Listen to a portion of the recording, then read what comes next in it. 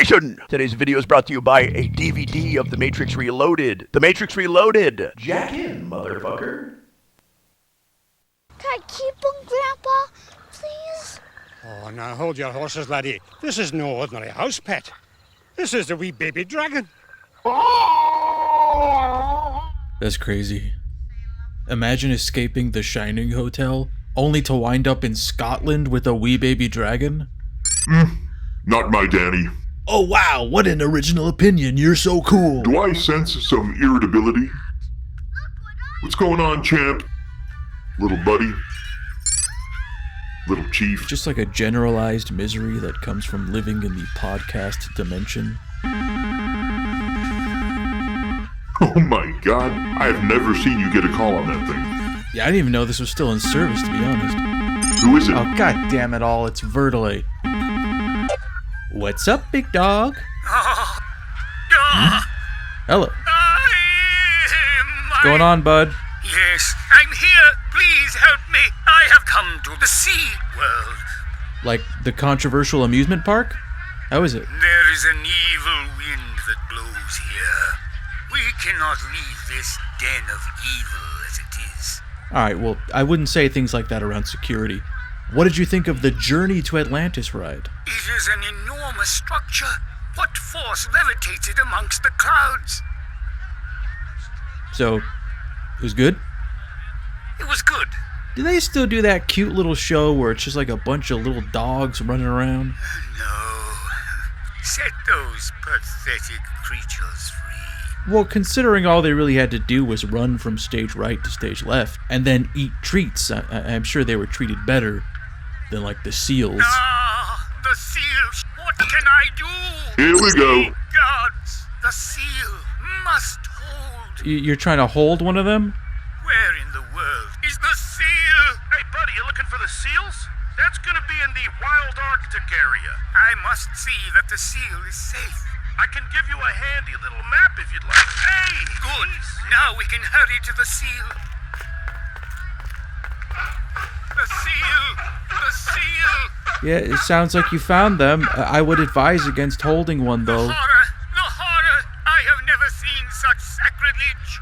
What do you mean, buddy? Take prisoners, then cast them away like bones at a feast.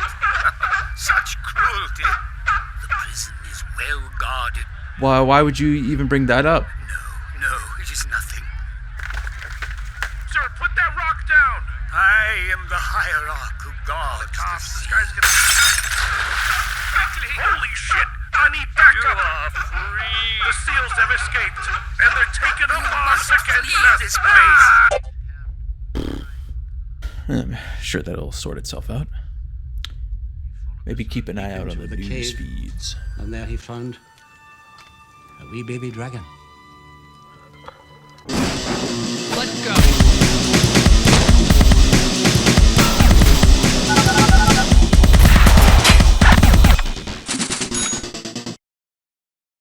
Drakengard is a third-person fantasy hack-and-slash game and square triangle. Square triangle. Square simulator, developed by Cavia and published by Square Enix for the PlayStation 2 in the year 2003. Tracking the moment-to-moment progress of Drakengard's development is a bit inconvenient, in no small part due to the growing discomfort with traditional press and marketing its director, Yoko Taro, began to develop, giving evasive or canned responses to questions, and donning a spherical mask permanently affixed with a rictus grin in order to avoid being photographed. We did ask social media if they had any unique questions for you, and we got an overwhelming response, obviously. So would you be willing to answer some of them? No. In the pantheon of eccentric Japanese auteur developers, Taro used to be a minor, bordering figure, a weirdo with singular but off-putting ideas, that was handed leadership roles because he was there, but he has since risen to a more prominent position. To head off at least one of presumably many actuallys that I'm sure to receive, his name should in the West be said Taro Yoko, but I wouldn't be surprised if he's intentionally fed into confusion surrounding the spelling and order of his name, and it seems most commonplace to say Yoko Taro with Yoko having one O. But that aside, please don't try and get me, okay? I do not enjoy being got. A month after graduating art school in 1994, Taro landed a job with Namco, earning an art credit on the arcade game Time Crisis 2. Meanwhile, Sony was beginning to develop the original PlayStation after Nintendo backed out of a plan to have them produce a CD-ROM add-on. Their avarice creating a monster named Parappa the Rappa. After a great deal of market research and watching the failures of consoles like the Panasonic 3DO and Atari Jaguar, Sony decided to prioritize quickly amassing an exclusive game library over any radical changes to the way gamers interact with the hardware. To enact this, they bought out a few studios and signed deals with arcade companies, including Namco. Perhaps this union made it easier for Taro to jump ship from Namco to an in-house Sony studio in 1999 called Sugar and Rockets, the team behind releases like the puzzle game Intelligent Cube. According to the biography, The Strange Works of Taro Yoko, From Drakengard to Nier Automata's Amazon page free sample, Drakengard, known in Japan as Dragon Dragoon, began life in 1999 at an industry party where Enix, not yet Square Enix producer, Takamasa Shiba, and the director of Namco's Ace Combat 3 Electrosphere, Takuya Iwasaki, met and very loosely chatted about the possibility of making an air combat game featuring rideable dragons in a fantasy setting. While both were excited about the concept, the studios partnered with Enix would not have resources to pursue it on their own, each working on the next installments in the Dragon Quest and Star Ocean franchises. This inspired Iwasaki to resign from Namco in the year 2000 and found a studio called Cavia, with the primary goal of pursuing this Dragon Flight game to be eventually published by Enix. Several Namco developers who had worked on Ace Combat followed Iwasaki to this new studio. For a while, their roster would remain small, but near completion of the game would balloon to over 100. Yoko Taro would land one more credit on a 2001 Japan-only survival horror interactive movie called Phase Paradox, but by the time this game was released, Sony had already consolidated Sugar and Rockets, leaving Taro an eligible new hire. Since there aren't many traditional interviews with Yoko Taro, many of the stepping stones to Drakengard's development appear as asides and anecdotes in a handful of game conference lectures he's conducted. It's through these that we've learned Taro was brought onto working title Project Dragonsphere as an art director, and Takuya Iwasaki was meant to be the game's director given that it was his idea in the first place. After some back and forth, Iwasaki and Shiba realized that neither knew how to write, and they did not like Taro's art, but did like his ideas. Cavia was also subcontracted to develop the light gun spin-off Resident Evil Dead Aim, which Iwasaki chose to act as director on instead of this game that he founded a studio to create. Sawako Natori would handle writing alongside Taro, and the rest of the team would orbit around them. For a time, the team set to work bringing about Iwasaki's vision of a dragon flight simulator, but eventually, Takamasa Shiba, being the liaison with their would-be publisher, would relay that Enix was very impressed by the success of the Dynasty Warriors franchise, and so it might be wise to break up the Dragonflight action with ground sequences, in which there are so many enemies on the screen to whack in massive arcing blows that at certain points you're just mashing buttons and looking at a horse model really closely. Seeing it as an opportunity to hybridize their game and widen its target audience, the team was eventually convinced to mix these modes of play, or rather forced to by the people funding them. Taro assumed the endeavor would require the game be spread across 2 discs, and began planning with that in mind. But this idea was quickly shut down by Enix. God, not 1 disc, but 2 discs? Where does it end? Huh? 100 discs? I don't know if we can handle that. We're still barely recovering from Spirits Within. If only we had gotten those spirits within the movie theater. Taro recalls Shiba gathering the team around a TV to watch scenes from films like the Brendan Fraser vehicle The Mummy and its sequel The Scorpion King, instructing them that this was the move. If they could make the player feel like they were in these movies, then they'd have certified gold in their hands. And they hated him for he was right. This change pissed off Project Dragonsphere, and it proved to be quite difficult reworking what they had to fit this new concept. The assignment was to make a game where you ride dragons, and that's kinda all they had built towards, requiring them to eventually cut their losses and just scrap what they had and start a new skeleton. The Dragonsphere team was now pushed to their limit, trying to work out how they could reach the same volume of guy on screen as Dynasty Warriors, without their engine bricking, while having maps more unique than an empty grass field or dirt lot, and a camera that didn't cling tightly to the player, causing them to get hit by enemies unseen. A quandary you could say they were still trying to crack when the game was already on shelf. In 2013, the website Dengeki Online would host an unconventional pseudo-interview roundtable lunch designed to trick Yoko Taro into doing an interview. Both he and Drakengard's chief designer, Akira Yasui, would recount that most of their memories of making Drakengard consisted of being either angry or drunk. Early into development, Taro had decided he wanted to set the game apart from fantasy flagships Final Fantasy and Dragon Quest, and his first crack at this was to ignore the Dungeons & Dragons influence of both and set the game in a novel universe that referenced real European countries, perhaps thinking that the clashing of fantastic elements with recorded medieval history would create an amusing dissonance. This was shot down, and he was made to rename elements of his universe with generic fantasy jargon, or just the names of demons from the Lesser Key of Solomon. This led to the thinking that the most malicious way he could differentiate the game from its contemporaries while maintaining their customs would be in tone, by essentially inverting the tone of generic fantasy to a satiric degree. Instead of following a reluctant hero who grows to overthrow an oppressive force with the help of his friends, it would follow a misguided psychopath who makes a blood pact with a dragon in order to save the princess of a kingdom that's already been steamrolled, with only a cast of disparate deviants to keep you company, drawing from sources like Neon Genesis Evangelion, Berserk,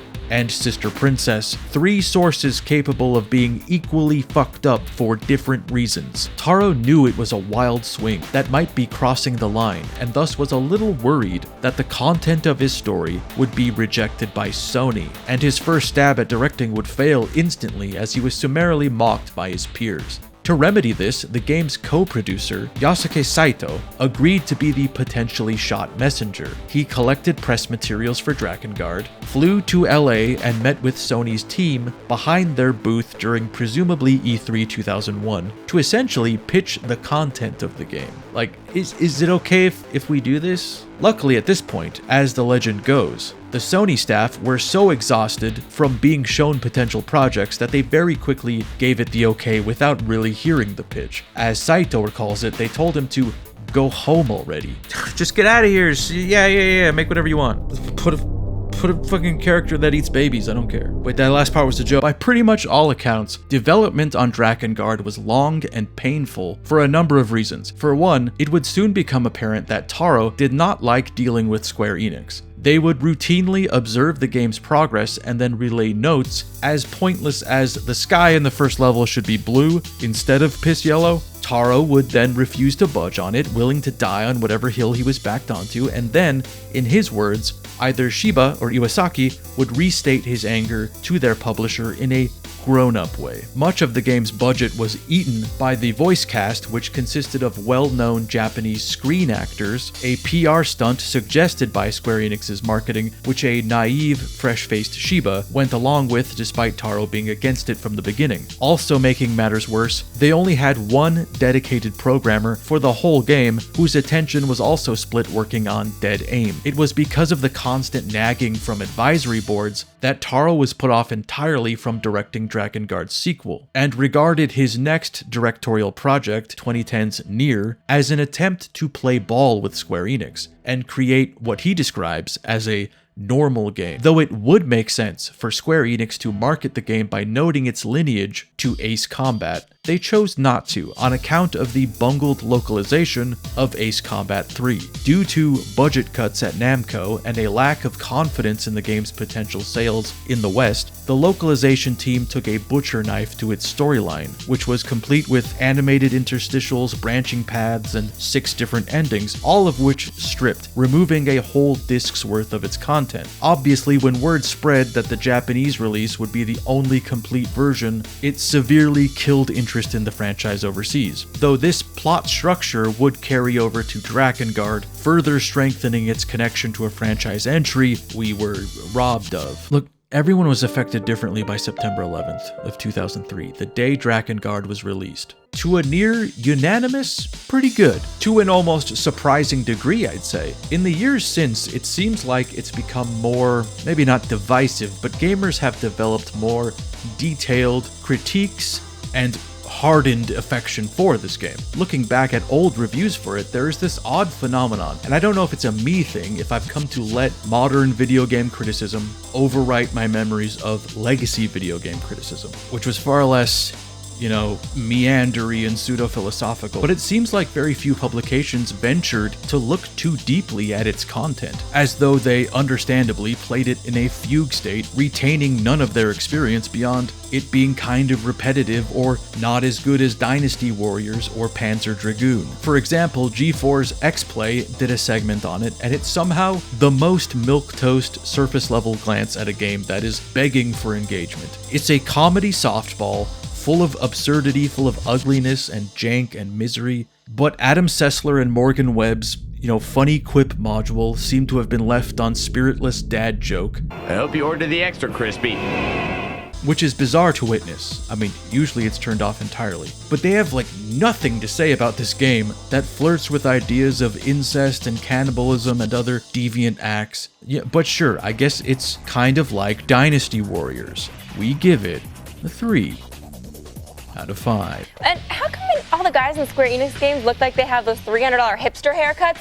He's a knight, not the guitarist for the Strokes. All right, that's pretty good. It's good because it's part joke, part time capsule. Making a pact with the monster grants you not only powers, but a tattoo on your tongue, an act you can usually only catch on the MTV Movie Awards. Game Informer would similarly grant it a score somewhere on the high end of mid-tier and have surprisingly little to comment on beyond what you'd find in a press release. Yeah, it's kind of like Dynasty Warriors, kind of like Panzer Dragoon. EGM had one of the more short and irreverent reviews that split between 3 different authors, but it is one of few that clearly played the game until the end and references some of the more out there content the game has to offer, complementing its dark and complex story. See, that's the thing. If you came out the other end of Drakengard, counting yourself among the cult, fully on board with what it's doing, picking up on its little winks and nudges, or if you thought, wow, what a joyless, miserable piece of shit, I can't believe I saw that to the end. I think if you indeed played it to the end, you'd have more to say than, it's alright, it's fun riding a dragon. Dragons are sick.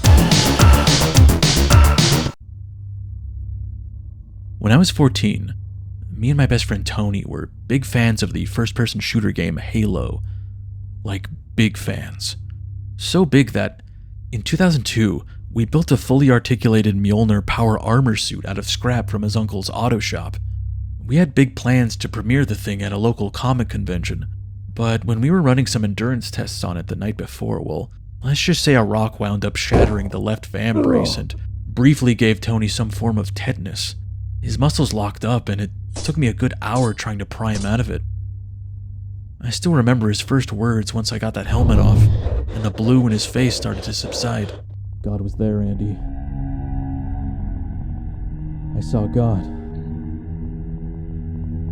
Naturally, when we heard that our neighborhood video game store was going to be selling copies of Halo 2 at midnight, November 9th, we came up with a scheme to be the first 2 in line without our parents learning about it.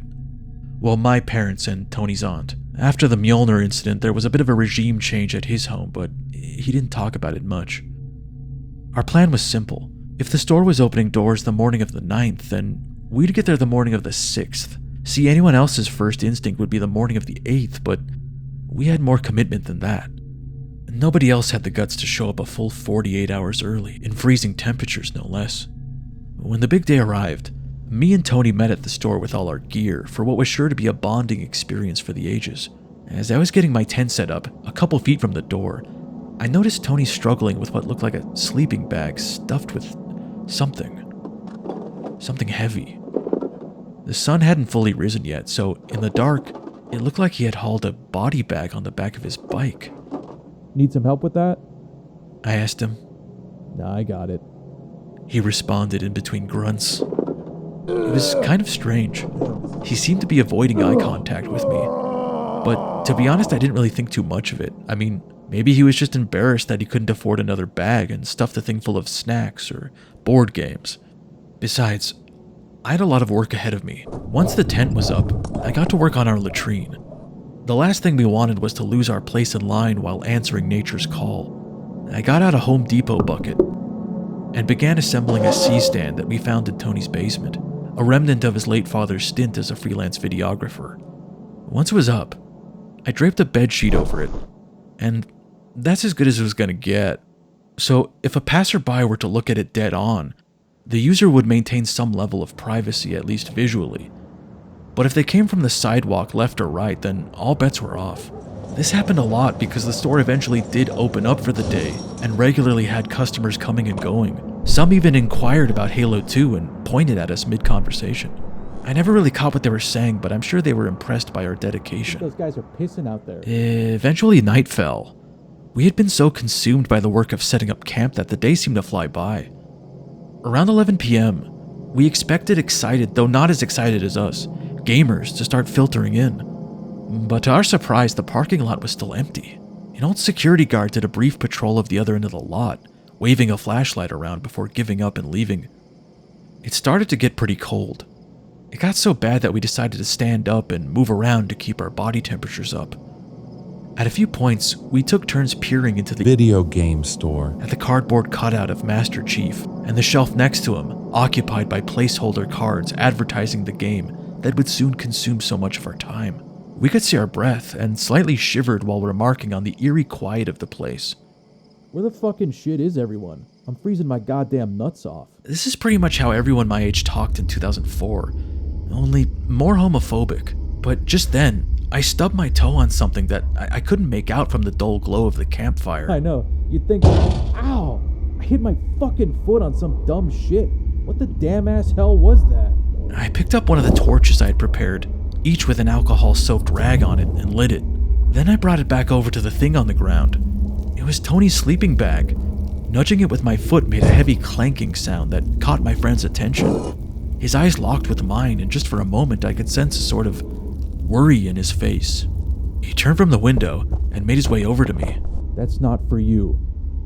Some of us don't get nice things like... He never finished the thought, just stared blankly at my oversized winter coat that both looked and was very warm and expensive and cool. Something was really bothering my friend, and I didn't know how to get him to talk about it. So, what's in there?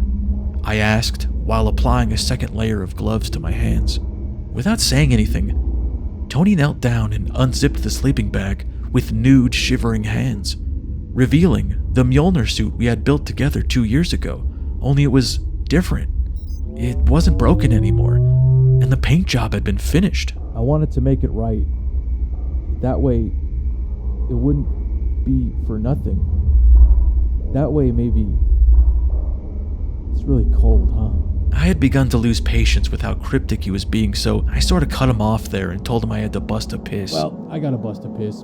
Though he continued to speak while I walked around the curtain, I bent back at an awkward angle in an attempt to hear him, but my torrential piss stream overpowered mortal speech. It was then that I heard a noise, only because I had run out of piss. A creepy scraping sound that pierced the silence of the parking lot. Tony? Did you hear that? He didn't answer. Carefully, I zipped my pants and washed my hands in the U-Line portable hand-washing station that we also got after picking up that bucket from Home Depot. When I emerged on the other side of the curtain, I saw the silhouette of Tony standing motionless. Something wasn't right. Tony? It was creepy how he just stood there without moving an inch, and he looked bigger. I thought it could be a trick of the light or something. Nervously, I picked up another torch from the barrel and lit it. I then crept closer to the figure. My heart was pounding in my chest and I didn't even know why. Somehow, I just knew there was something wrong with my friend. Eventually, the light illuminated the slightly reflective military green bodysuit, standing upright. And at first I thought he slipped into it as a prank, to scare me once I got back from busting that fat-ass piss. But if that was the case, why wasn't he moving? Why wasn't he doing anything? Trying to play off my nervousness, I knocked on the visor. Hello? Anyone home? And this would turn out to be one of the worst mistakes of my life. Stiff as a mannequin, the suit fell backwards towards the store's window and crashed through it with an ear-splitting crack. The window practically exploded, showering both of us with little bits of glass. For what felt like an eternity, I just stood there, trying to figure out what happened, wondering why Tony was still lying on the ground stiff as a board. Wouldn't he have felt that? I guess he was wearing armor, but still. The whole thing was strange. I dropped to the floor and tried to yank the helmet off, but it wouldn't budge. It was also freezing, so it hurt my hands just touching it. I mean, the whole thing was made out of uninsulated metal. It was then that it dawned on me that Tony may have brought the suit in case it got cold, only to enter a body-shaped freezer which required power tools to remove. From inside, I could hear a muffled gurgling sound. I was worried about my friend, but also strangely proud of him. The thing looked great. I can only imagine if he were up and alive, it would be downright screen accurate in motion. I must have sat there for a while because I eventually heard sirens in the distance, and I stopped hearing anything from inside the suit. Breaking the window must have triggered some kind of silent alarm system. I took one more look into the store and noticed a closet behind the counter with a Halo 2 poster on it.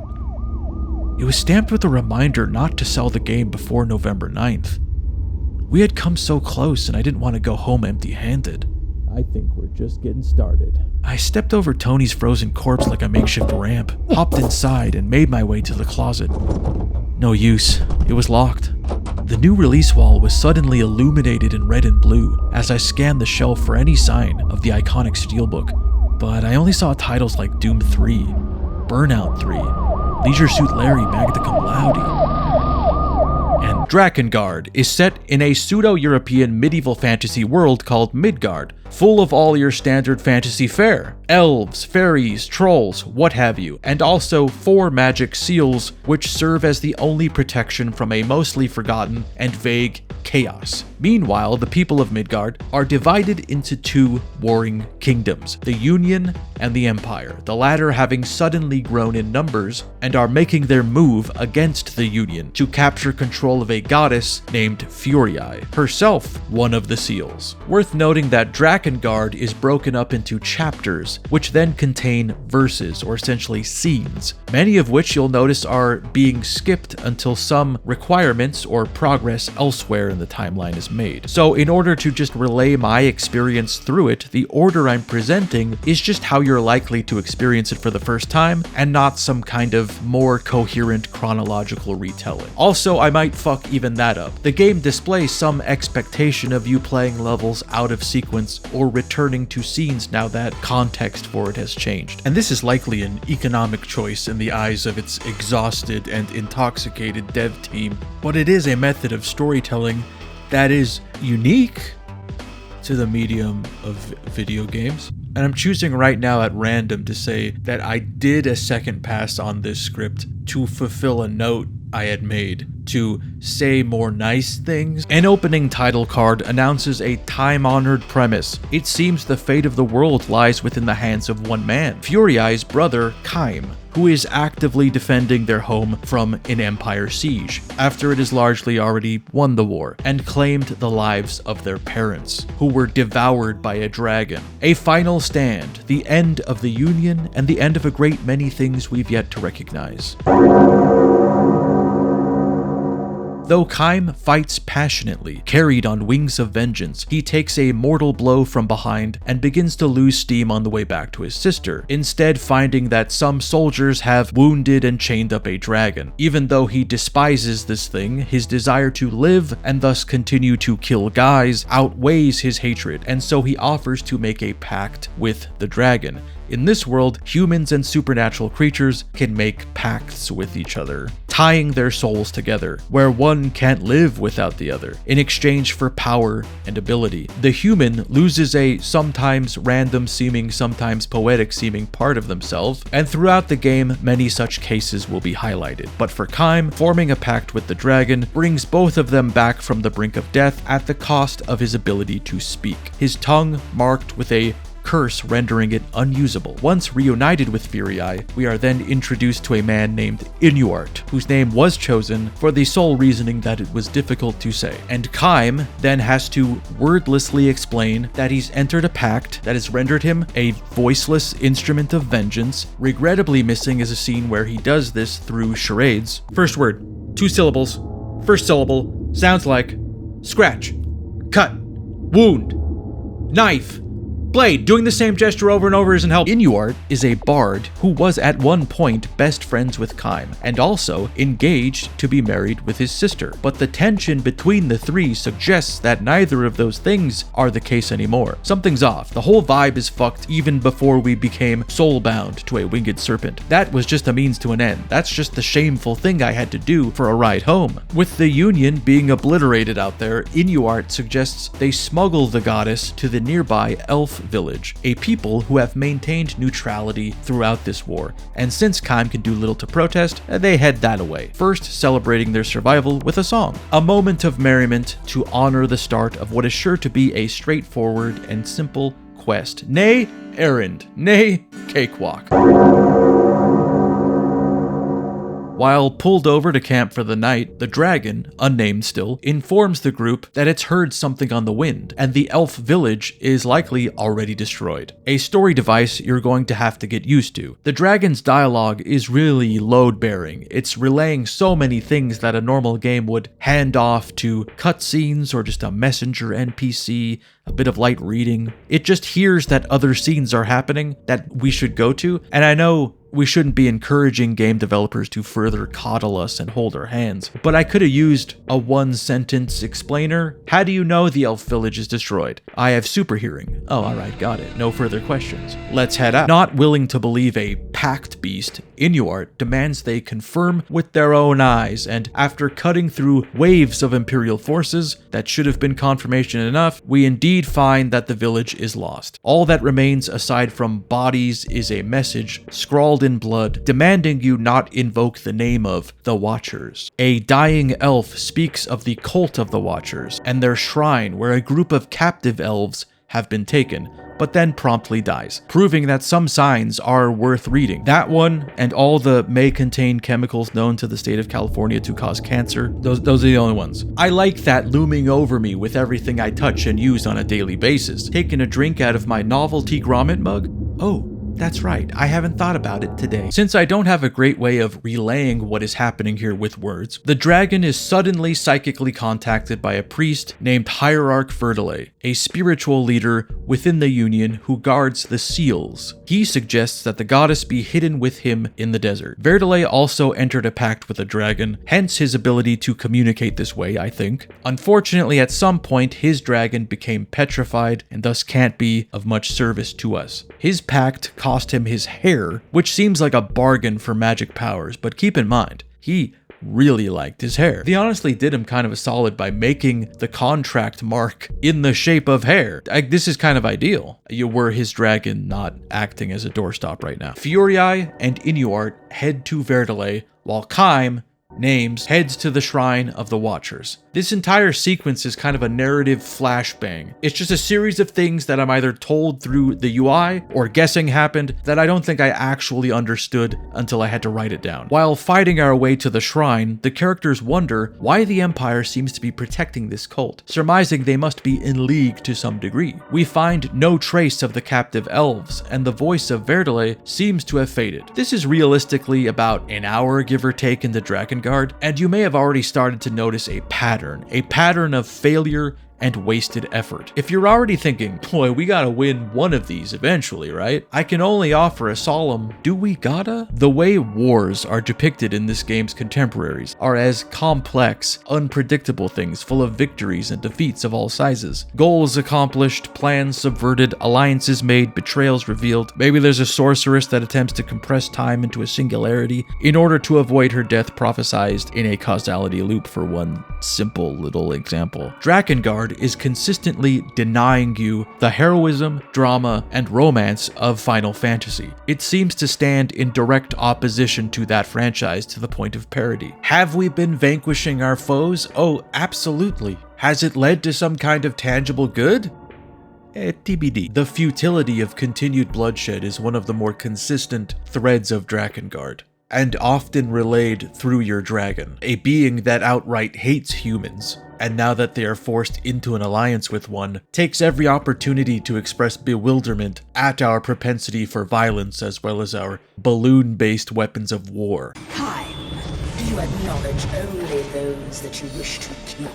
While briefly wallowing in our inability to save anyone, a survivor of another battle crawls up to Kaim. He's just come from the fairy village, and it's being destroyed too. And after hearing this poor guy pleading for help on his hands and knees, Kaim, in facial expression alone, says, "I will save your people, poor stranger, and defeat the menace which so cruelly invaded your home. Now get the fuck out of my way!" It is in the smoldering remains of the fairy village that we collect our first ally in the fight against the Empire. I'm hoping for more of a straight man to offset the psychotic energy of Kaim. There's a vacuum of stability in the group that desperately needs... God damn it. Alright, look, we can fix him up. He'll be good as new after some adventuring. Hi, just checking in from an hour later.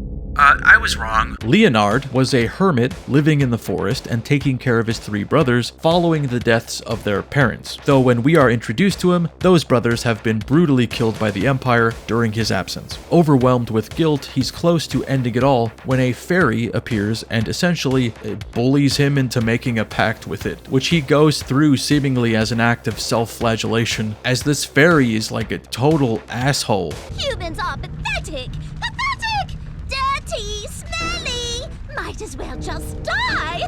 Hey, that's it! Kill yourself! It only thought of doing the pact as a joke, after it seemed like he wasn't going to successfully run a dagger through his throat. As though the pact thing would be funnier. A pact which takes Leonard's sight. So all in all, a blind, grief-stricken loner with an annoying pixie thing that offers no assistance is not an ideal travel companion, but at least that's all that's wrong with him. Hi, just checking in again from an hour later. Hindsight's 2020. With Leonard officially in the party, we ride to the forest seal. Thankfully, Leonard reassures us that there is no cause for alarm. The seal is still safe. Oh, I never really thought about it until now, but I guess this game does follow Final Fantasy's logic in the spatial reasoning of your party. Like now that Leonard is with us, he's not physically represented, more so like he's just phased into our character model, becoming as one being. Though I prefer to imagine that while Kaim rides his dragon to each location on the map, Leonard is just fucking hoofing it at light speed, running into trees and homes like an Oklahoma City motorist. By the end of the flight, Leonard has changed his tune and smells the forest of the seal burning. That smell. The forest. The forest is burning. Quickly. The forest of the seal is under attack. I'm trying. I have to save. I don't want to do any of this shit over again. Hey, just checking in again from an hour later. Things did not go my way. This between chapters Leonard-centric section was where I think I started to understand what Drakengard was attempting to do. Or rather, I formed my own take on what it was doing, ignoring any contrary information, and decided why the game has an enduring legacy despite being genuinely unpleasant to play. Like physically, emotionally arguably, but entering the forest of the seal, actively burning to the ground, and being informed by an annoying fairy, through giggles, that the army making its way to destroy the seal is primarily child soldiers gave me pause. It's absurd, it's ghoulish, and it very clearly wants you to know that it is. It's not excusing the act as some overindulgent edginess. You are doing a bad thing here, for reasons you don't really understand. Like a dozen battles before, Kaim is wound up and directed at the enemy, but every other character that can is consistently chiming in, pleading with you to stop as though there were some other choice in the matter. Leonard is begging you to just convince them to lay their weapons down. Use your words, but his are drowned out by my man just stomping them. Just going old boy hallway, going Kingsman church scene on these kids, who we also hear from, by the way. Every other fight in the game, these fuckers are radio silent, but for this one, they are saying just, you know, the last thing you want to hear when you're made to kill a bunch of kids. You know, please don't kill me, I don't want to die, and so forth.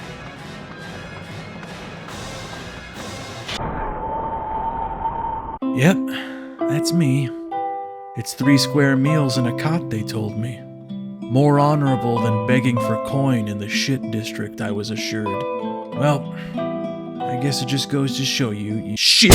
There is very little the game could do after this to reverse course and reframe Kaim and his actions as contributing to some greater good. There was an air of finality to this act that cemented to me that I don't know where this car is going anymore, but it's not a dine-in Pizza Hut. Yoko Taro did not write the entirety of Drakengard, so much as a basic outline and the finer details of a few characters, like Leonard, while Sawako Natori wrote the rest, having to square their writing with Taro's, and his desire for the game to be cruel and dark. Prior to this, she wrote the script for the PS1 action RPG Tales of Destiny 2, a game that fit quite snugly into a genre archetype. Not to criticize it, but it's not exactly full of left turns and off-putting twists. She has since expressed that it was actually quite challenging to comfortably write for such mean-spirited characters like Leonard's fairy. Hey!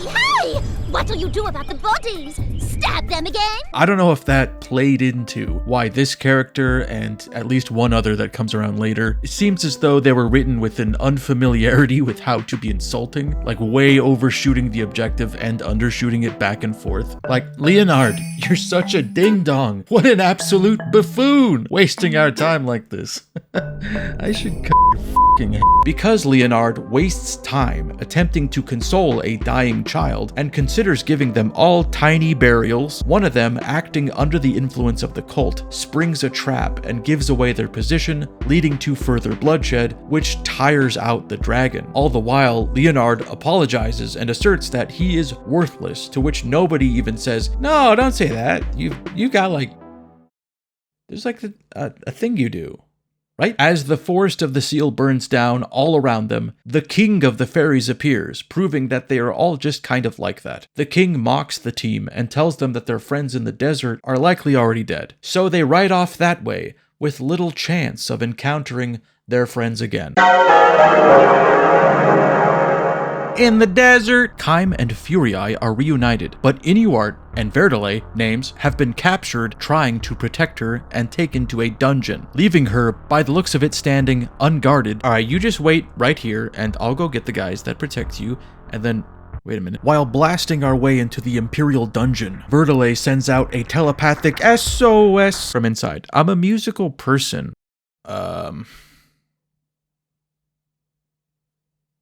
What was it doing? I am the Hierarch Verdale, imprisoned by the Empire. Can anyone hear me? Can anyone hear me? This voice, is it Verdale? I'm gonna say yeah on account of him identifying himself first. Inuart was unfortunately taken to a different prison, but Verdale is able to give some insight into the Empire's motives. Their intentions are not simply to win a war and become the dominant superpower. Due to the growing influence of the Cult of the Watchers, the Imperials want to restructure the world by creating the Seeds of Resurrection, something accomplished by breaking the 4 seals. As Furii is the 4th, the burden of being the goddess will become greater and greater the more seals are broken. Elsewhere, in an Imperial torture chamber, Inuart is mocked by a red-eyed figure, seeming to read his thoughts and recite them as they are happening in real time. It convinces him that he may be able to save Furii if he makes a pact with a dragon. When Inuart suggests Kaim may be able to help him accomplish that, the figure easily turns him against his former friend. Like a lot of the finer details of the story, it's left mostly unsaid, implied between the lines, but I think some things we're meant to take away from this are that the marriage of Inuart and Furii never came to pass because she became the goddess. That role seemed to supersede her position as royalty. This leaves Inuart out in the cold, still in love with her, and desperate to find some means of protecting her, like Kaim is clearly capable of doing. Even though she has reassured him that the comfort his songs bring them is enough, this cultist is able to wield those feelings against Inuart expertly. He was very emotionally vulnerable at this moment and just waiting for someone to come along and sell him on a get strong quick scheme. It was either going to be a life pact with a magical creature or caffeine capsules hawked by a podcaster. At the Desert Temple, home of the Desert Seal, Kaim and his pact partner lay waste to wave upon wave of Imperial soldiers, gargoyles, and even ghosts, only to learn in the interstitial recap that our efforts were in vain and the Desert Seal was broken. Sure would have liked to see the spectacle of this magical interdimensional lock shattering, bringing the chaos gnashing its teeth beyond the veil one step closer, but I suppose you can also just tell me that happened. That's cool too. Kaim and Verdale return to Furii and present to her Inuart's harp, Names, which was found abandoned in the desert. The shock of this and the burden placed on her from the broken seal causes her to drop to the ground. While trying to organize their next move, Verdale and the dragon hear a faint voice, psychically determining it to come from a nearby prison, and both seem to be in agreement that it's not a good voice. It's not the sort of thing we should seek out, so we head straight in its direction. At the Imperial prison, an explosion frees an elf woman who was kept restrained in a dungeon. Before even gaining her bearings, she makes a pact with two spirits of fire and water. When you catch up to her, she introduces herself as Arioch. You surrendered your womb. Okay, how about you say nice to meet you? I'm Hierarch Verdale. This is Kaim, his dragon pact beast. Oh, also Leonard's around here bumping into door frames and trying to pray over piles of corpses. Tell me about yourself. Don't just go up to people and say, you've surrendered your womb, no matter if you somehow can intuit that. The trade-off for being arguably the strongest character in the game is that Arioch can no longer have children, something that has altered a pre-existing psychosis within her, as a result of everyone she's ever known being killed in front of her. After inquiring if the group has any children with them, and being disappointed that they do not, she attempts to eat Kaim, until Verdale uses magic to keep her in check. Shortly before this scene, the dragon asks Kaim an interesting question. Does compassion drive you, or do you seek to recruit even the mad? And it got me thinking that Drakengard reduces characters with unwavering bravery and loyalty to no-name NPCs with canned phrases of encouragement. These are the kinds of guys that a hero would bring into his inner circle. Honorable, chivalrous warriors. But if we were, say, not playing as a hero, but rather a bloodthirsty psycho, he'd see the value in assembling a suicide squad of broken freaks, each willing to leverage a piece of their humanity to keep this murder train chugging along. Similarly, it does seem intentional to some degree that Kaim was first shown not mute, and then we see him choose to be mute in order to kill more guys. Obviously, a mute RPG protagonist is nothing new, but what is kind of novel is that we don't get any further insight into him while he continues to do things that warrant questions. I think there are a lot of barriers set up, keeping me from enjoying Drakengard, things to duck under and vault over, and I'm still mentally working my way through them. And I may always be doing that. But the thing making me see this game to the end, aside from a contractual obligation via a Discord poll, was that I found it did capture my imagination to some degree, operating with this ominous, unpredictable darkness like you're observing a science experiment on a lab rat gone wrong. There will be hours that pass where it's not doing anything, just grooming itself or squeaking, but every now and then, I swear It says my name. If you would like to experience the rest of this game's story on your own, feel free to skip to this time, where I will summarize my feelings in a roundabout way. However, I do understand that this is one of those games that has existed so long in the form of video assay or in-depth analysis that it's just a commonly understood fable of sorts. I may as well be reading from scripture to a certain sect of the internet, but you fail to take one thing into account, and that's that I don't read too good. And I'm a liar. The Eucharistic prayer emphasizes the importance of the true presence of Jesus Christ. This strengthens our bond with the Lord and raises the power level of the Eucharist, though there can be other effects. In the 1970s, the Diocese of Kikonai made several reports of the prayer causing a statue of Our Lady to sweat profusely. Numerous areas became slick with a pungent fluid. Several eyewitnesses and smellers confirmed the fluid seeping from her neck, her back, etc. The stink of this thing had my eyes watering. It was like a locker room from hell. Sister Sakamoto dared me to kiss the statue's feet, and through streaming tears I went, "Mwah!" I felt a great shame about this act. The parishioners looked at me differently from then on. With one seal for sure lost, the expanding crew makes a beeline to the ocean of the seal, where the Imperial Army has begun throwing children en masse into the ocean. Now that's a pretty extreme thing to include in a game, regardless of whether or not it is shown in an HD fully animated cutscene, which it is not. I would struggle to recall another game where this was presented as the stakes exactly, as the ticking clock. While you're riding a dragon and shooting down square men, there is an assembly line of women and children being dropped into the frigid sea. It adds to the stress that there is no visualization of this horror. You're just getting occasional psychic updates like, "Will you get a move on? There will be no children left at this rate." And oh god, where did they even get this many kids? On the shore, Arioch begins eating a child, while Leonard listens on in horror, asking, "Don't you have kids of your own?" as he was absent for the scene where Verdele clocks her as wombless.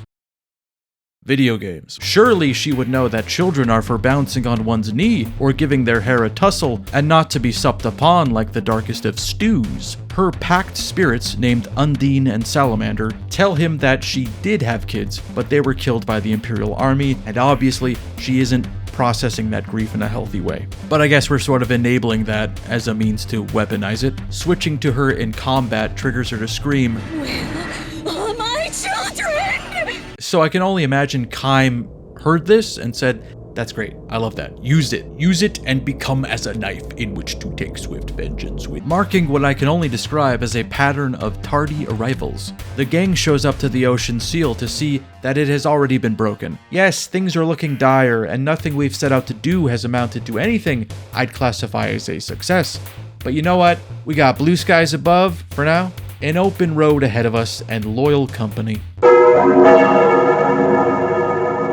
The Draken gang make camp and do a lot of staring off into the horizon, wondering how they've done so much yet accomplished so little, when suddenly a dragon swoops by and drops off Inuart. He's clearly not the same, darker, his eyes glow red, and he insists that he is the only one who can protect Kaim's sister, having traded his talent for music in a pact with not just a dragon, but the specific black dragon that killed Kaim's parents.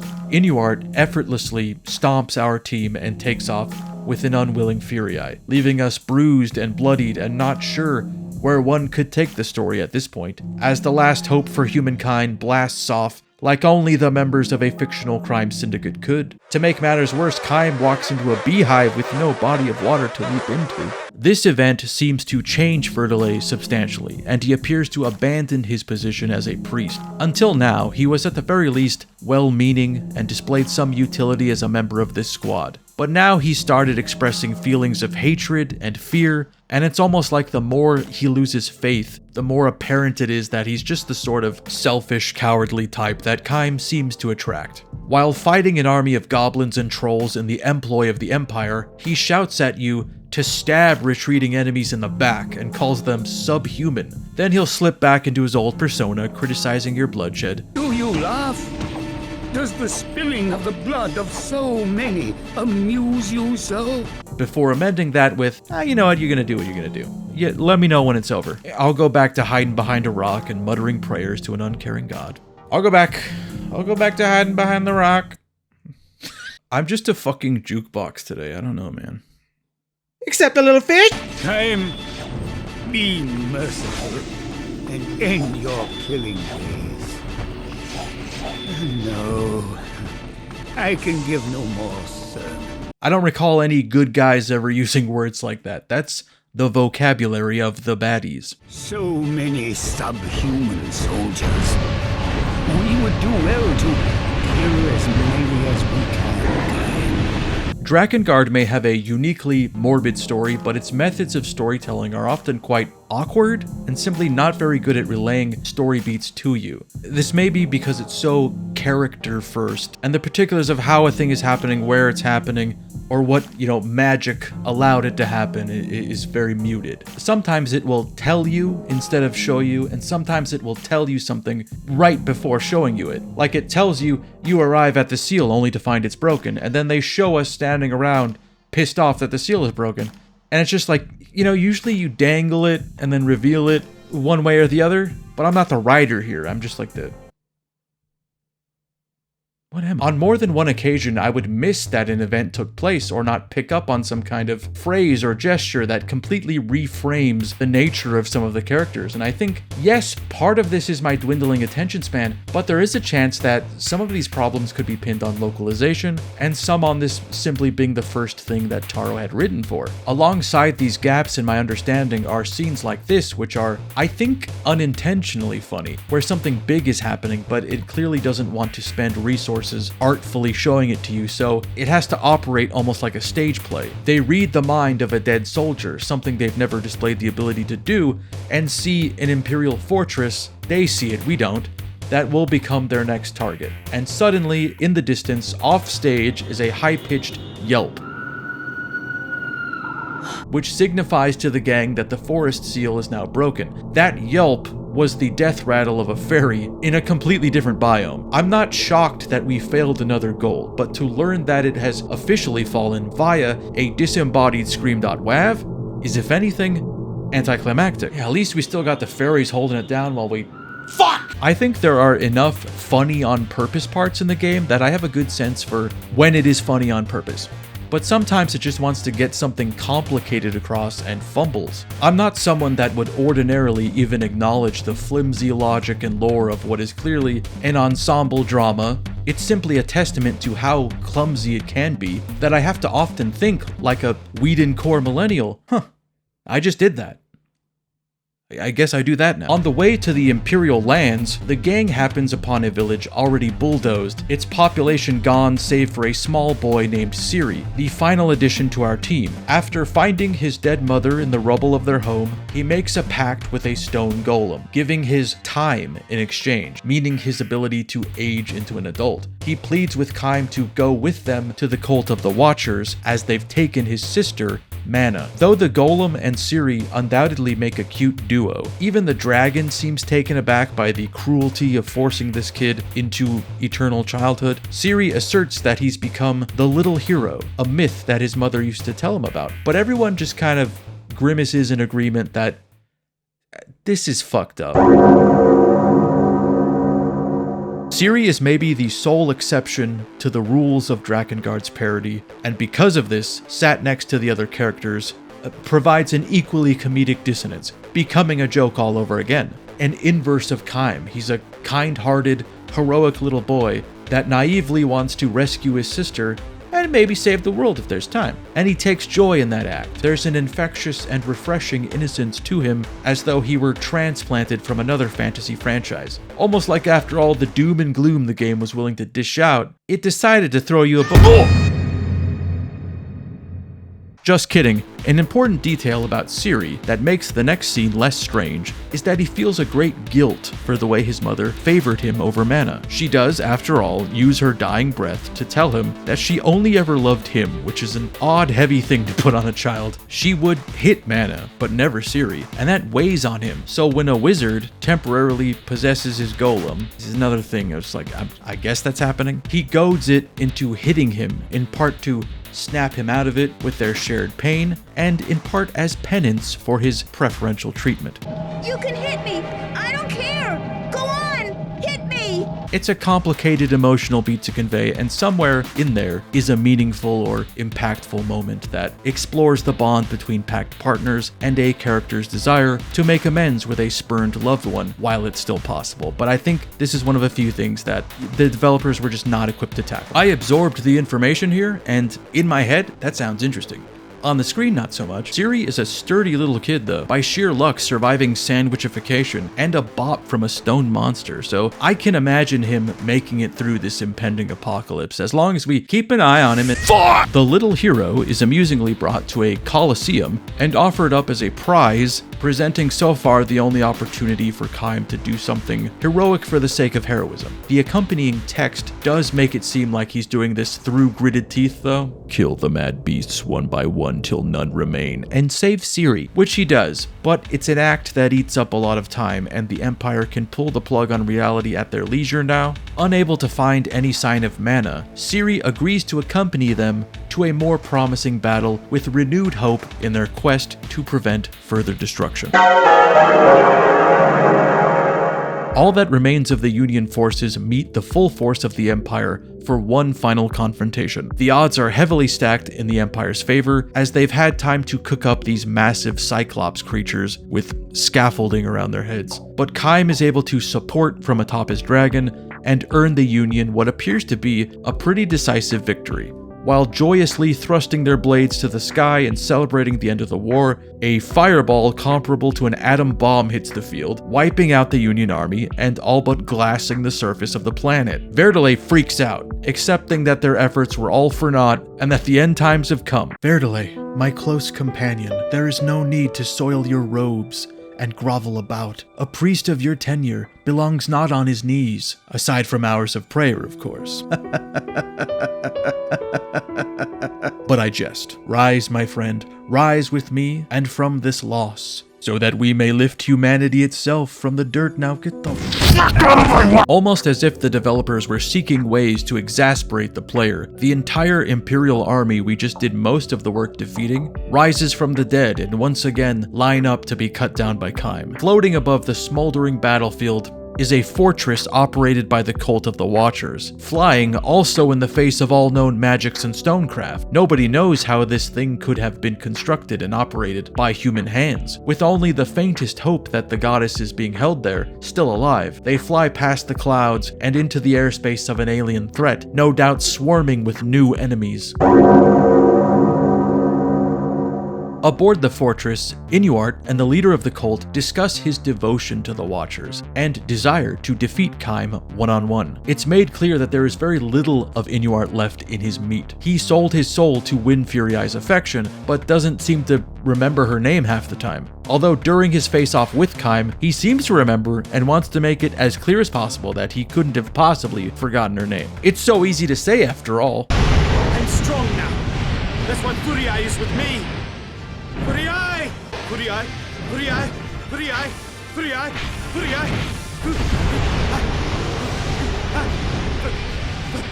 There is no victor in this fight, as Inuart flees back to the fortress with Kaim tailing behind. I like that since Kaim can't serve back Inuart's increasingly deranged smack talk, the dragon picks up the slack, but chooses to direct comments at Inuart's dragon. Like, really? You're letting this guy ride you? Guy doesn't even remember what he's doing half the time. Not even mechanical contraptions are spared when it comes to this dragon's weirdly severe remarks.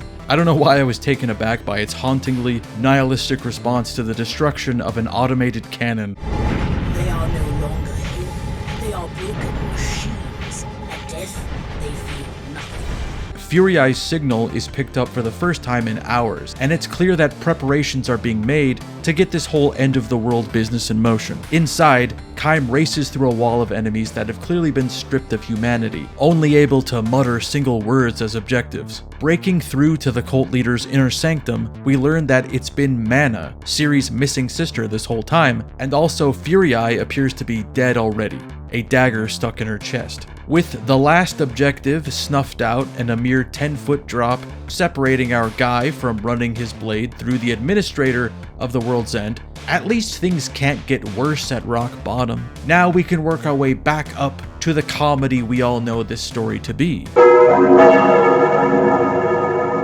While Mana celebrates the sowing of the seeds of resurrection, her hold on Inuart seems to dissipate when he sees Fury Eye's body. The old Inuart briefly returns before it's quickly replaced by a new, insane with grief Inuart, who picks up Fury Eye's body and flies off, formulating a means to revive her using the seeds, which have appeared around the Imperial City. I don't think any of the principal cast of the game actually knows what the seeds are or what they do, and Inuart is probably going off of the name, which does sound like the type of thing he's looking for. Within the game's logic, you are literally meddling with biblical mythology that was once only legend, and Kaim, who's not far behind, initiates another pointless fight as Armageddon waits in the wings, again ending with a stalemate. Just two dummies slapping meat together with nothing left to live or die for, except short-lived vengeance. At the very least, nobody will be yelling at us about seals anymore.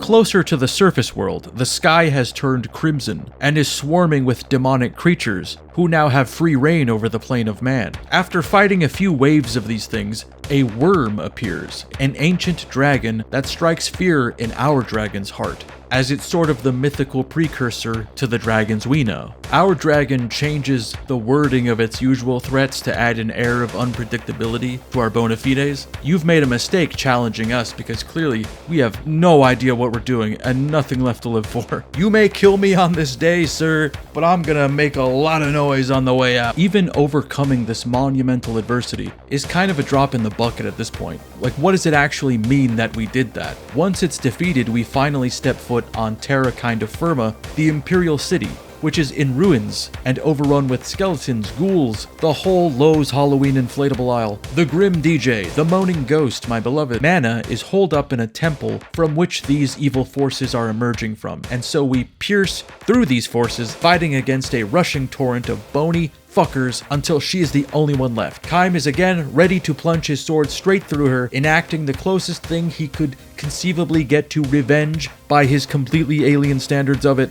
when Verdelay says, "Step aside, I can handle this," and attempts to perform some kind of spell of stop destroying the world, when she instead quadruples in size, becoming a massive evil child. Thankfully, this didn't seem to grant her any, overwhelming powers of attack. She's just really large now. So we pretty easily blast her out of the sky, flicking her back into the temple at regular human size.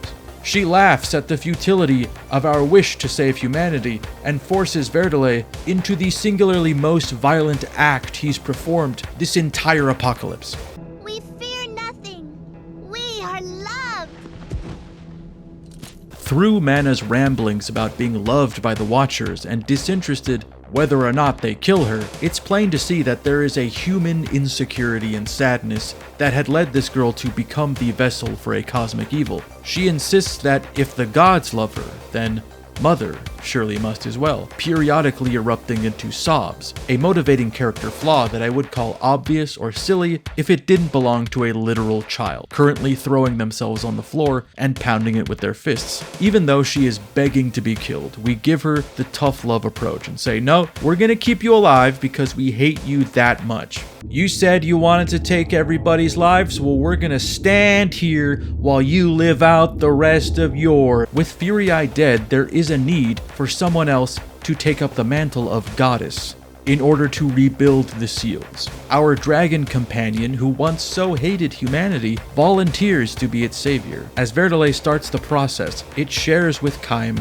that its name is Angelus, and he will be the first and last human to know that, as the ritual is completed and they evaporate into the ether. So here, as the credits are rolling, as we're reciting songs of remembrance to those lost in the battle, it might be an awkward time to tell you that this is kind of like the halfway point of the game.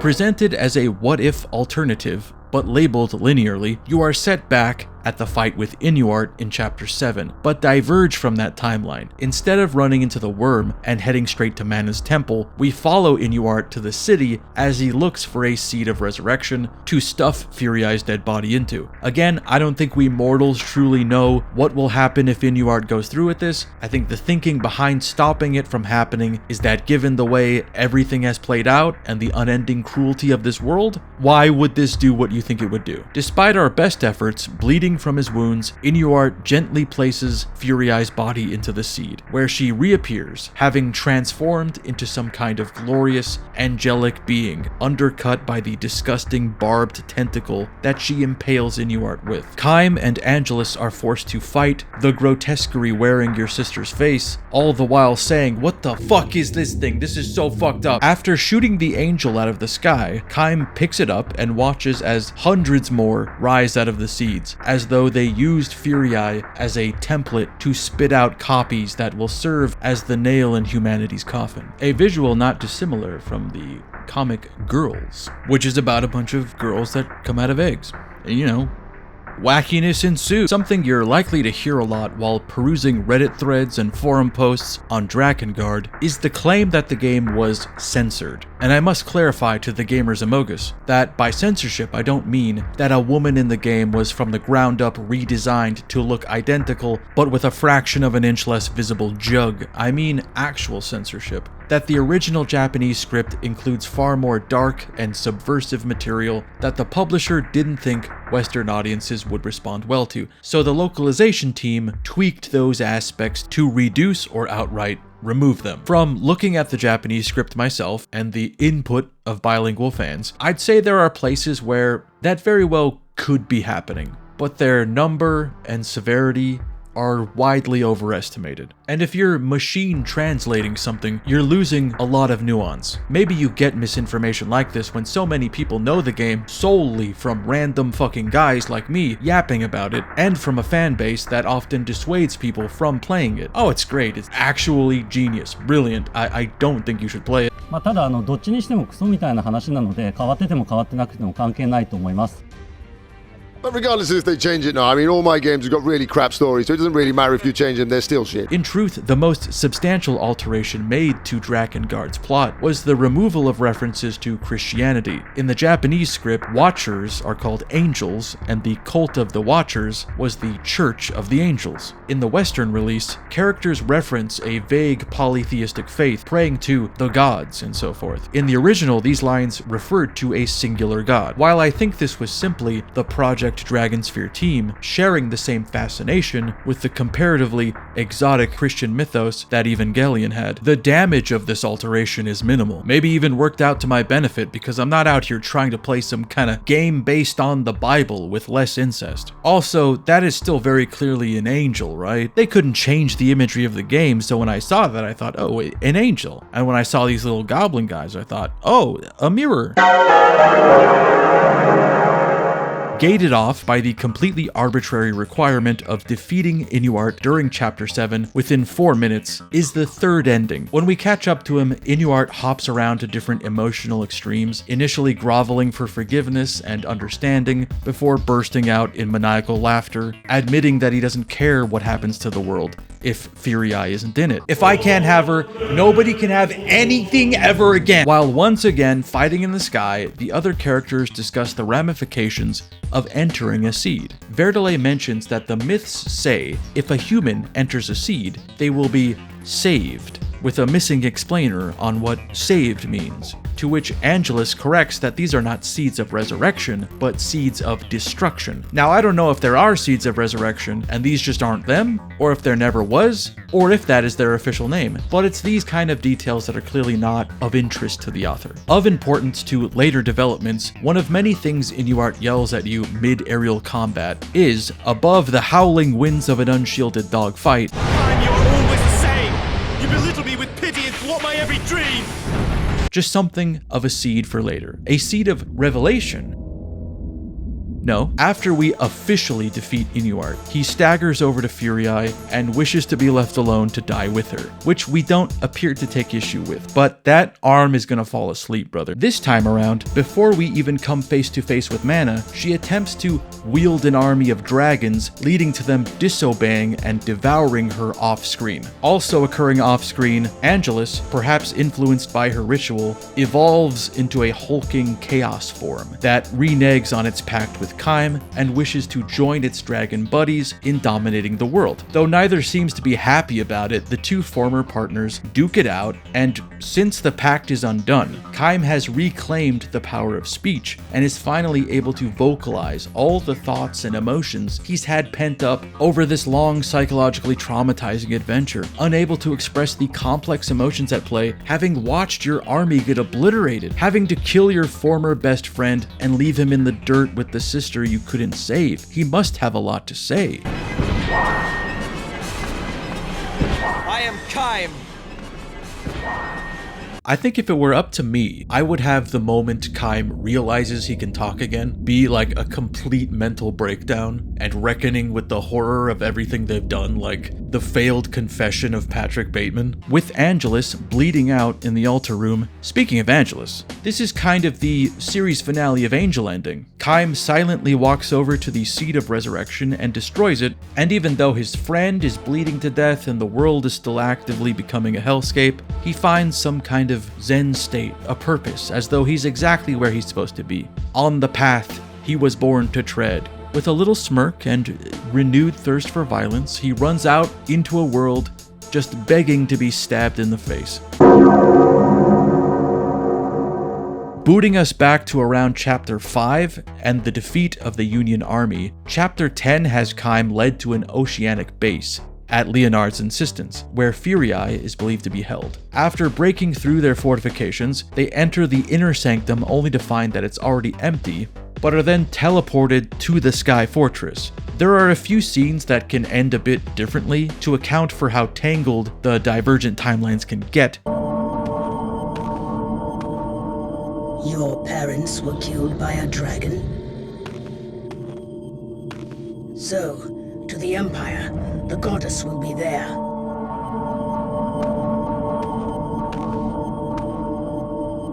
Your parents were killed by a dragon? It's possible to get to that room and there not be a teleporter at all, as Leonard breaks down, believing it to be too late already, and Kaim has to say with his eyes that Leonard cannot see, "Fret not, Leonard, my dear friend and close ally. Though our circumstances seem dire, it is always darkest before the sun rises, and hope remains, as long as we still stand together, weapons in hand, refusing to let this evil part us. Now get the fuck out of my way!"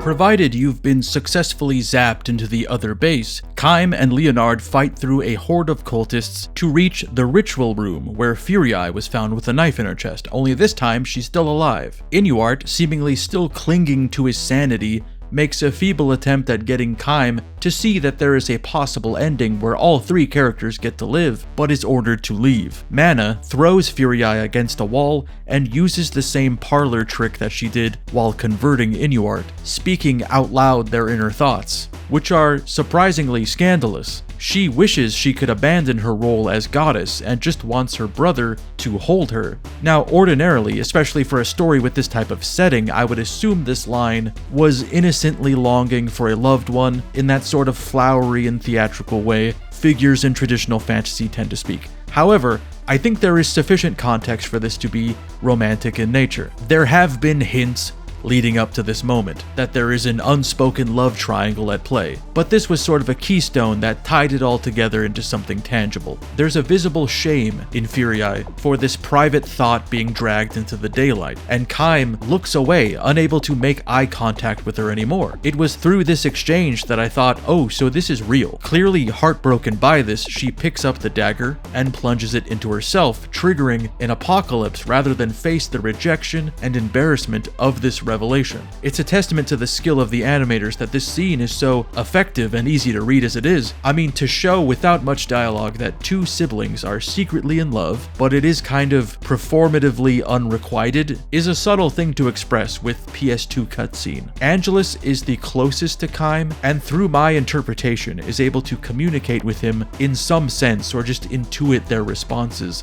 like an empath. So there has been a trail of breadcrumbs in the form of strange remarks that lacked context, spoken while one was frantically pressing square. As a side note, it's kind of funny that because of the obvious allusions to religious text and the way the game is divided like a Bible of sorts, when I was referencing these moments, I annotated them as though I were deepening my understanding of scripture. Now, if you could all turn to chapter 3, verse 2, where Angelus says, unprompted, What think you of your sister's purity? She is the goddess, but still. The three of you, have you grown so accustomed to denying the truth? This is so early in the game to bring this concept up that this line completely bounced off me. I thought, I don't know what you mean by that, and I don't have the energy to engage with it. I have a square to push here, but in retrospect, it does imply that Inuart is aware of Furiai's love for Kaim, and further explains why they are no longer friends, and why his entire arc revolves around giving up his one unique trait and making himself as much of a psycho as Kaim is in order to win back Furiai. He literally became a second-tier bad guy so he could be as hot as the brother of the woman he loves. And if you could now turn to chapter 4 verse 5 where Verdele doth spake, again unprompted, The goddess, her feelings for you were special. But what good is that knowledge to you? Only to have Angelus then continue that thread with, Because you're brother and sister? What manner of excuse is that?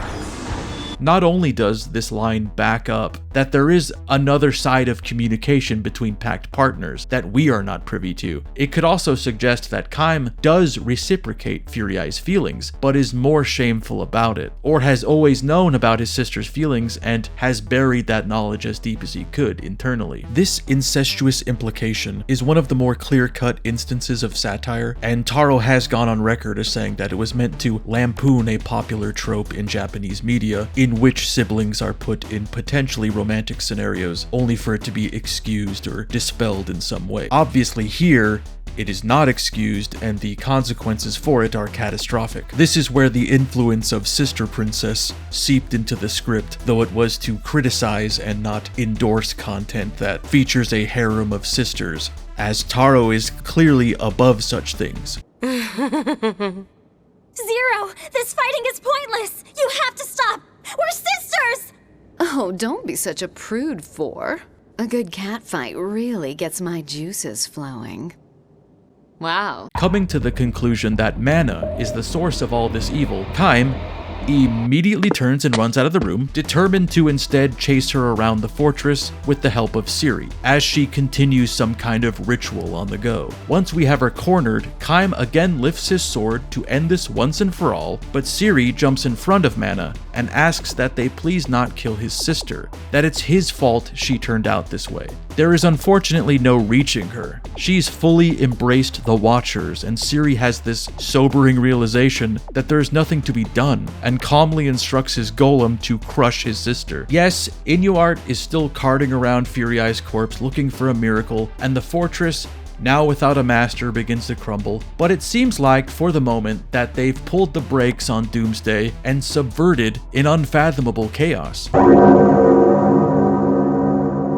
In the heart of the Imperial capital, again in ruins, several portals open in the sky and massive floating babies descend on the city. The world has ended and logic has flown out the window, so Kaim decides to simply go down swinging against whatever cosmic horror was waiting on the other side of the seals. When you're on maybe your 20th dead giant space child, Verdele wonders what we've all been thinking. Are these things the Watchers? You might have also been wondering how this would be an intimidating world-ending threat. I mean, sure, there are a lot of them, and they are bigger than usual, but they are still just babies. The most easily destroyable thing on God's green earth. A thing that just holding makes you feel like you are a momentary failure in grip or misplaced Lego underfoot away from becoming a felon. Well, things take a turn once Arioch, who has had very little to add to the conversation for a while, is elated that what may as well be giant floating drumsticks have appeared from the heavens, and she coaxes a group of them closer, only to be devoured by them as the rest of the crew watches on in horror. Well, except for Leonard. He mainly has to deal with the truly distasteful Foley work. This is the ending that should clear any doubt of the game's inspirations. So if you had some lingering skepticism of where the majority of its visuals were coming from, this is them pulling the curtain back and saying, as though they were advertising a mid-2000s anime convention,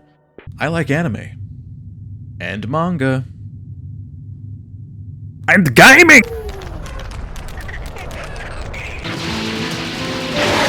As what appears to be a massive, fully matured watcher emerges amongst the infants, Leonard turns to the crew and reveals that all along he has held onto a wild card of sorts. See, he can do something that makes himself explode with massive collateral damage, and he's prepared to do that now in order to clear a path to the big fucker. So he says farewell to Seere and faces a wall of watchers. This may be partially a redemptive act of sorts coming from him, as he literally chokes out his annoying fairy pact partner and takes control of his destiny, makes the choice to blow up on his own terms. You wanted to know my secret?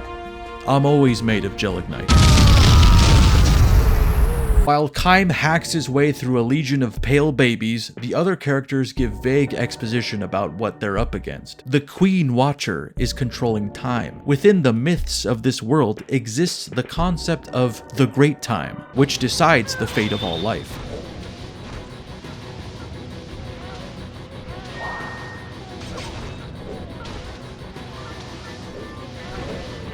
I don't know if you picked up on it yet, but I've been doing like a meta joke where I only show gameplay where I'm doing the worst, just embarrassing myself. And plus those clips were just easier to come by. Since this creature is actively attempting to warp time like a big reset button, Seere begins feeling the effects of it, since his time is meant to be frozen as per the conditions of his pact. He determines that the only way to stop it is for him to release the Great Time, freezing his aging, and use it to freeze the Queen. Like Leonard, Seere says goodbye to the golem and asks Angelus to fly him up to the Queen, first explaining the story his mother used to tell him of the little hero. It tells of a hero that's, well, vertically on the, how should I put this? Yeah, he's small. That was put into a deep sleep for centuries, only to arise, still young, when the world needed him most. Because of his actions, he was able to give the world new life and earn the privilege of dying at an old age. He lands safely on the inflated belly of the Queen. As Kaim and Angelus are overtaken by the Watchers, Seere lies down and asks Mana for forgiveness once more, as the Queen and her rapidly expanding radius of destruction are frozen in a massive black crystal of sorts, visible from space. Drakengard was written with the understanding that it would not receive a sequel. This is why they went all out with different endings. They all had to close out the story with no consideration for it going beyond that. But because Drakengard has since become a series slotted within a creator's universe that collectively continued to play around with diverging timelines, it wouldn't be entirely accurate to say that this game or any of them really have a canon ending. The fact that you unlock these multiple endings by replaying sections of the game was, with this game certainly, mostly an inexpensive way of extending playtime, fostering replayability. But either Taro continued to think this was a good idea, or simply embraced it as his signature flourish. You'll see remnants of this ending as well as other endings echo in materials to come. But I think ending D is the strongest ending, with the wildest visuals and clearest sense of finality to it. There is the most resolution with each of the characters, and you know, they say none of these guys deserve a happy ending, but when you think about it, pretty much all of them die with a smile on their face, having satisfied in some sense their individual madnesses, with the exception of Verdelay, who seems to figuratively and literally lose the plot and thus fades into obscurity. Appropriately enough, there was an unused pass at the game's script that has him starting out as an ineffective fool, clinging to an outdated protocol that eventually goes dark and inhabits the role of final boss, accepting that he was so useless to this fight because he was simply on the wrong side of it. Ending D also presents Seere, the comedy character as Taro calls him, as the hero who, following through with my read of him being an inversion of Kaim, is also unable to save his sister and is also sort of irreparably damaged by that. The difference being that Seere commits a self-destructive act out of love to fix something. His last words are an apology, whereas Kaim, in more than one outcome, ignores love and just destroys more things, like he's caught in a hamster wheel of violence, and if he stops he'll have no purpose other than to burrow under shreddings or drink from a metal straw, saying eek. Eek. The worst thing the game has to say about him is in the manual. In his character description, they write, "A good child who always behaves well." There is nevertheless an element of poor me in his character that leads him to deny responsibility for his misdeeds. Even this description sounds like a stretch. Yeah, he's super nice. He's like the best little boy. He's destined to be a hero, but also sometimes he's like, you know what I mean? There's something about him. It's like nobody cares, dude. Now, just me, I did not pick up on his misdeeds at all. But upon completing this game and fucking platinuming it in my head, I'd come to learn that there were a few things that I was oblivious to.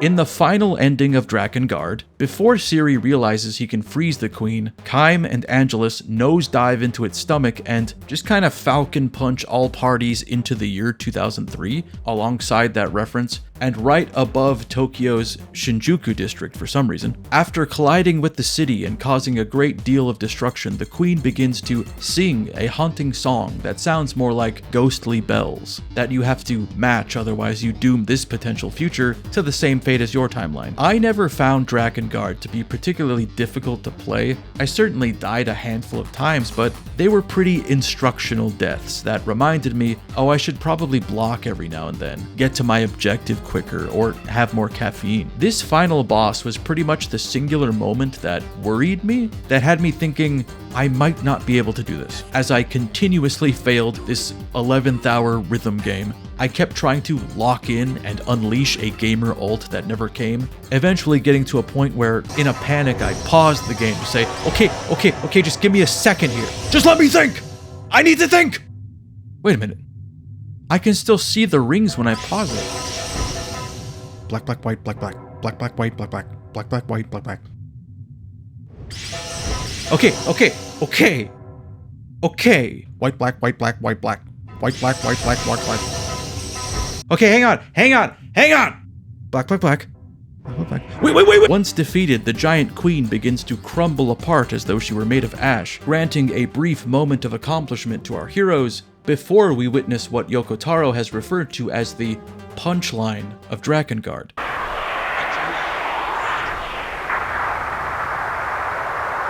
As two characters from Ace Combat confirm the kill, the smoldering bodies of Kaim and Angelus tumble to the ground, having perhaps saved a world or doomed both. Obviously, inarguably, don't try and argue with me, you will win. This is a strong ending. A bold ending. And if there is one thing about this game that I respect, and there aren't many more than one, it would be sticking to their guns on this. It's something that may have lost a bit of its punch in an era where it's one of two things people know about the game, and the path to reaching it is so esoteric that you'd be a fool not to follow a guide to knowledge you already know.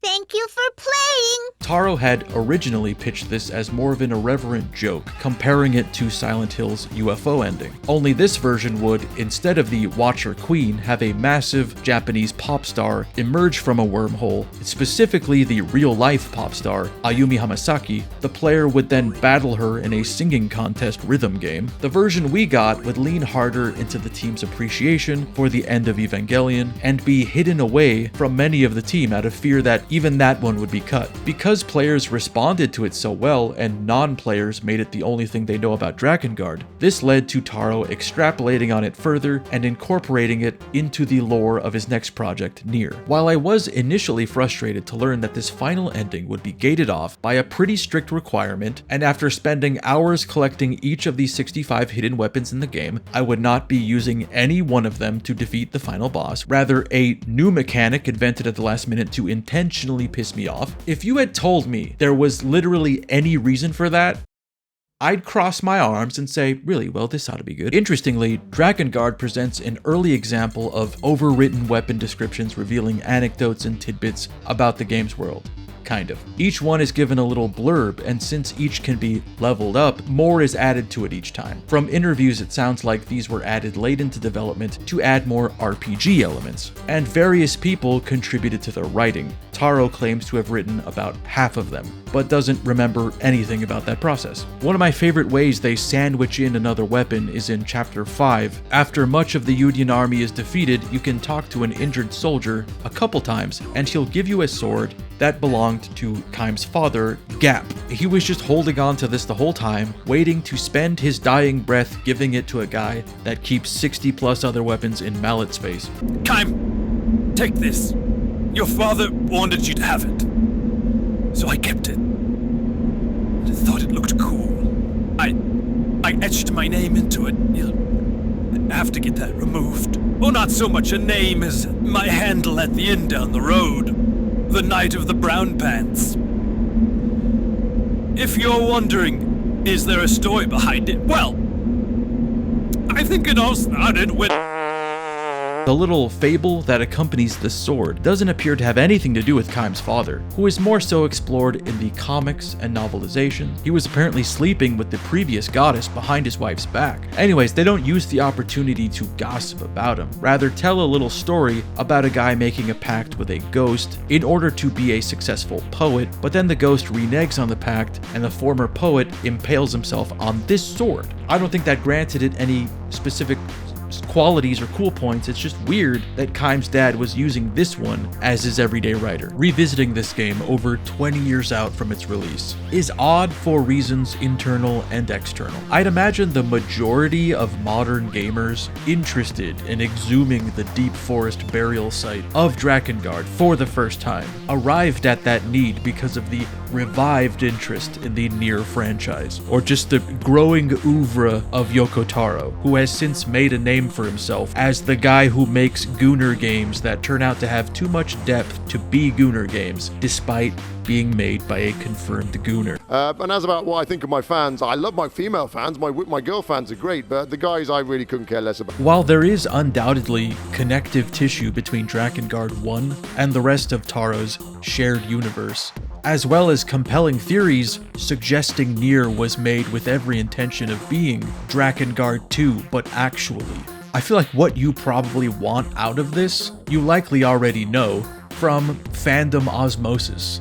And if you're only playing it to gum anything that reminds you of Nier, there is, in my eyes, far from a resemblance. I slipped back into my Sessler for a second. You're gonna have to find something else about it that you like. It's also just weird that it has been reduced to the spawn point of Nier, to what is in some sense a spoiler, but wasn't meant to be one, but then became one. But now everyone knows it, so it doesn't matter, but it could. It's not like Nier was marketed as a spin-off of a joke ending from Drakengard. It's more like it was once a deep lore Easter egg, if you know type situation. One of those things that dudes love explaining to the uninitiated, or asserting knowledge of, which you come across more frequently in the more nerdy shit you're into. The other day I was at a musical performance, and I was wearing a sweater with the demon from The Exorcist's face on it, and this guy, like, drive by before I could even register it happening, zoomed by me, thumb already up, and said, "Cool sweater, Pazuzu." Like, he wanted to compliment the sweater, but he also wanted me to know that he knew that demon's name. Furthermore, Taro doesn't seem as concerned about the pieces of his stories tightly interlocking as his fan base, open to players interpreting things differently or theorizing repairs to its contradictions or holes. In the years since Drakengard, beyond its own sequels and spin-offs, there has been a wealth of obscure, Japan-only peripheral content and defunct mobile ventures containing canon material that have all retroactively slithered into conversation about this game, something I found greatly annoying when I sought out answers to a couple lingering questions I had, expecting the account of someone with a better attention span, only to read some wild claim that was backed up by something that is simply not a video game. Anyway, there is a saccharine sentimentality to ending A that doesn't seem all that sufficiently earned in a maybe self-aware way. It being the first ending you're likely to see also suggests that it is the most surface-level closing to the game, the one for the least curious. While the idea that this mute murder machine would shed tears at the loss of the being closest to him, that literally shares a soul, and more importantly, that enables his ability to kill a lot of people, makes sense and is visually powerful. It doesn't follow a history of them expressing admiration or affection for one another, but it does precede Kaim watching his sister take her own life, which notably does not lead to him crying. Drakengard 2, as well as supplemental materials for Drakengard 1, such as a cancelled manga run and 2 novelizations, one called Storyside, seem to take ending A as canon, while rewording and recontextualizing details as if they had always been that way. For example, while the game doesn't appear to take a clear stance on Kaim reciprocating his sister's feelings or not, given that he cannot speak and the one time he was able to speak he had more pressing things to get off his chest. I am Kaim. Storyside asserts that he did feel the same way about her, and his inability to voice that leads to her death, reframing the price he paid for his pact as a poetic punishment, triggering an apocalyptic event that may well have been avoided had he simply his sister. The unfinished comics seem to be headed that way as well, in that Kaim has an unaddressed love for his sister that he's already rationally dismissed as his own loneliness. That is until Fury Eye is meant to ritualistically lose her virginity to a random guy, which so pisses him off that he attempts to interrupt the act, revealing that the previous goddess has died in Verdelé's bed, and Fury Eye has been selected as the replacement. Because the series would come to indulge in its multiverse, all these variations, including an outline of a scrapped remake of the first game called Drakengard 1.3, can share the same space as Drakengard, existing as splinters and sidequels in a franchise that more and more requires diagrams to navigate. I'd wager there has been a subsect of those listening to this that have been gripping the sides of a desk or grinding their teeth wondering, why have they not brought up the thing? I played through this game for the first time and came out the other end having no real strong feelings or opinions about the character Leonard. Intermittently, a friend of mine would check in on my progress through the game, clearly up to something, privy to something I was not, waiting for me to get to the part, only to make it to the end of the game unsure if I had seen the part. I threw out guesses about the child soldier sequence, or the child eating sequence, or the child board the ship sequence, so unable to intuit what I was missing, I asked, only for them to tell me that there is a file in the game, and also that they had never themselves played the game. They just know that. I played the game and did not know that. There is a confluence of things that allowed this to fly under my radar. One is likely a small number of instances of the game's overly literal localization taking creative liberties with specifically this character. Most notably, the alteration of one of his final lines of dialogue before blowing himself up. He tells Seere, "You're a fine young lad," when this line was originally, "You have a very good smell." And I imagine if you were tasked with translating this game, you'd come to that line and think, well, surely that's not right. What a strange thing to say before blowing yourself up. There are other lines that are, in both versions, vague. The vagueness was always there, and intentional, but less so in 1, obviously. References to secrets or shame seem related now that I know this was the author's intention. Knowing that, it does modify my read of Leonard's reaction to Seere throwing himself into him at crotch level. And I suppose the very fact that Seere, a boy forever stuck as a boy, is made to team up with a closeted file and a child cannibal. So I guess it's there, but I was not looking for it. In just about every piece of Drakengard media, save for Drakengard, this is spoken about freely, using phrases like pervert and Leonard's shameful inclinations or his intense love of boys. The game's official guide, that came later, again only in Japan, clarifying that Leonard was unable to die with his brothers because he had gone off into the woods to what machine translation has phrased as self-joy. Self-joy he had to engage in because of his inclinations. What also bothers me about this idea, aside from not particularly wanting to play a game where I am on the same team as a file, no matter how sad he may be about it, a line that I apparently don't draw behind someone who simply wants to eat children, is that Leonard works perfectly fine as a character without that. I'm not Mr. Censorship, I'm not Mr. That's Not Allowed, but I felt like I understood my misunderstanding of the intention behind him. I took his negative trait, his inversion of fantasy trope, to be debilitating guilt, self-loathing, and pacifism. He's not a good fit to join a team of heroes anyway. We're out here trying to win a war and he's sobbing over every dead body because they all look like his dead brothers, trying to give each of them last rites, wallowing in self-hatred that his pact partner mirrors. And he could very well have an affinity for Seere because of a resemblance to or reminder of said brothers. It makes sense that when Kaim is killing a bunch of little boys, he's like, "Ah, that's the shit that fucked me up." It just seems like a really unpleasant hat on a hat. I don't know. At the end of the day, say what you want about Leonard, but he did kill a child. We stand at a crossroads. Every day there is more and more evidence of the Lord and the power of prayer, even though we are all filthy with sin. The choice? Accept God's grace or remain in sin and thus hated by our Lord. To be as a worthless thing in his eyes, not worth gazing upon, let alone throwing a stone or sharpened stick at. You will be banished to the domain of Lucifer, tied to a wheel and tormented by sexy devil women that put you in cages and burn you with lit cigarettes, wearing leather and heels.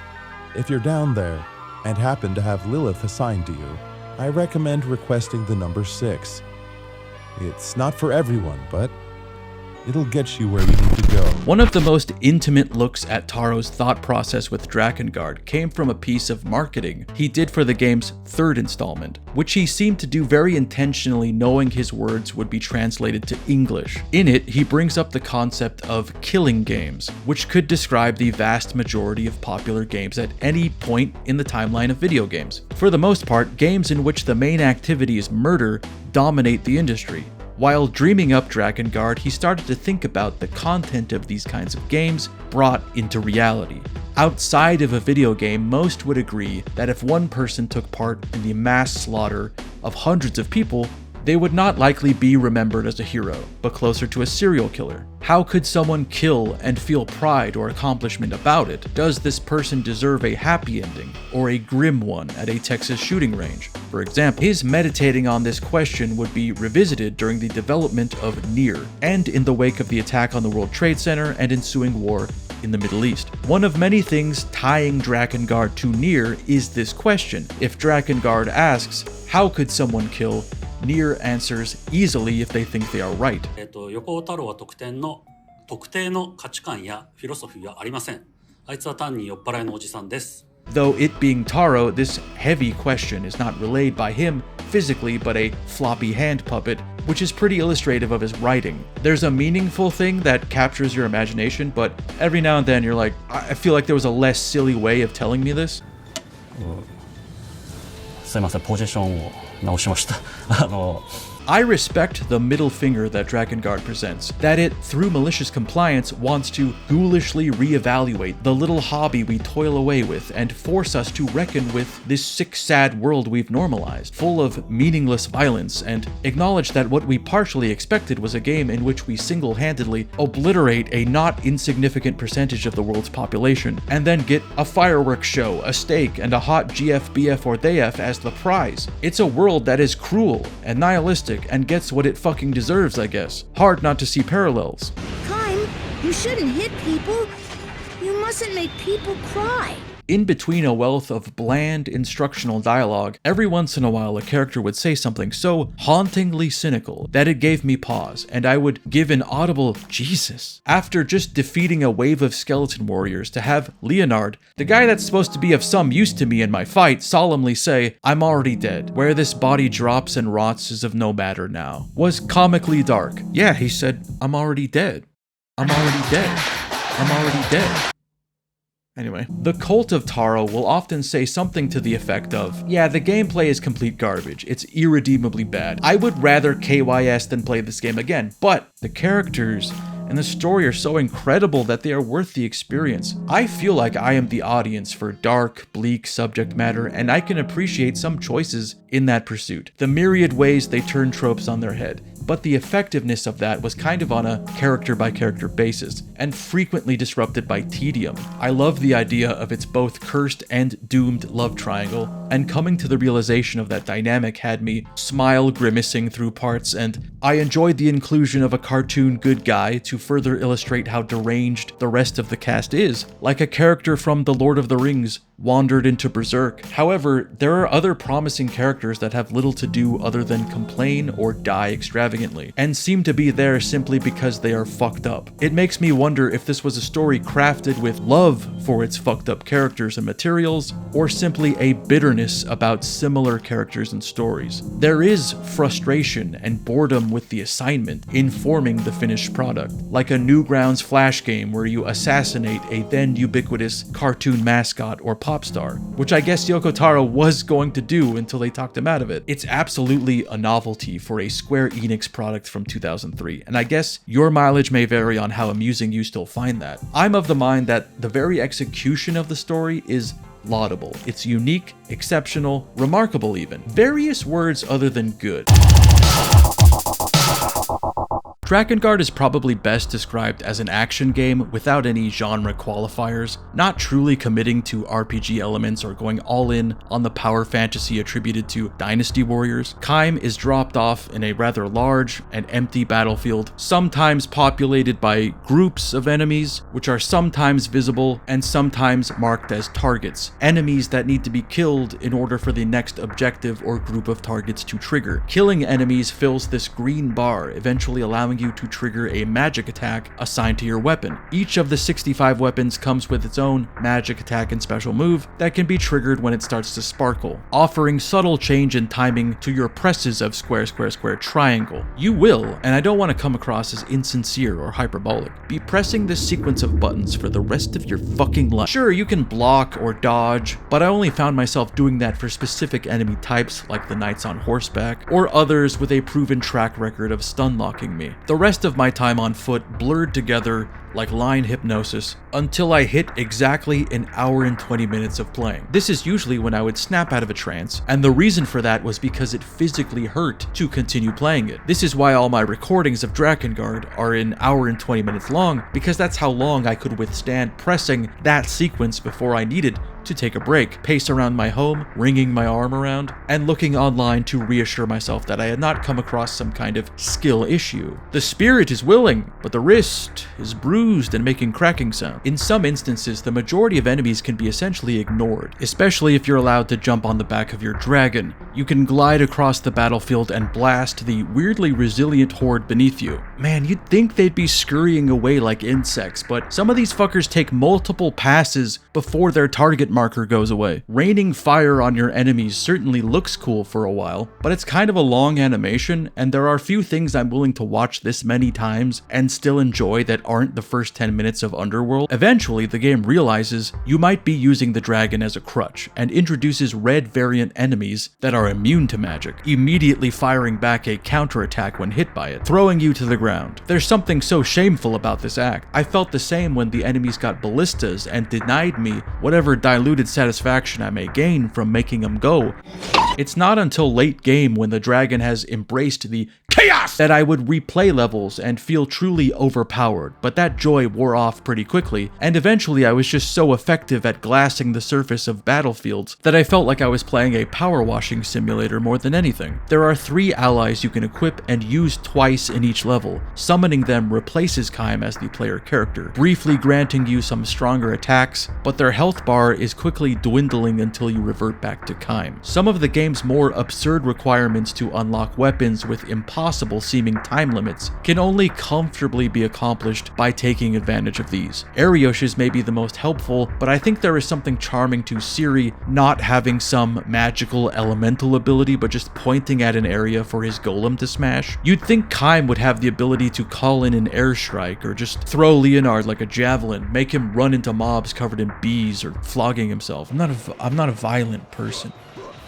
I'm just trying to be helpful. The weapons represent an over-enthusiastic indulgence in RPG elements. During development, there were at one point 256 individual weapons to collect, that were then condensed down to 65, showing the remorse of starting out a happy birthday sign with letters far too big out the gate. Still, each of these 65 are able to level up with continued use, and even change appearance a few times, as though they are evolving alongside you. Medieval history doesn't talk enough about how the more people you kill with a sword, the bigger it gets. Now, I like when games have a lot of something, except mazes, and getting chased by a monster, and breakable weapons. Anything from that specific recurring nightmare, I guess. So I respect the endeavor, but the handling of how one collects all of these is so mishandled that it smacks of last-minute panicking. Some are simply sitting in chests in corners of the map you're unlikely to happen by. Some require very specific mobs of enemies to be killed, and some ask for very specific rules like defeating all enemies within 4 minutes and 10 seconds without using magic. If you thought you might change the difficulty to easy in order to accomplish some of these timed challenges, they will lock you out of the opportunity to get it, which I saw coming.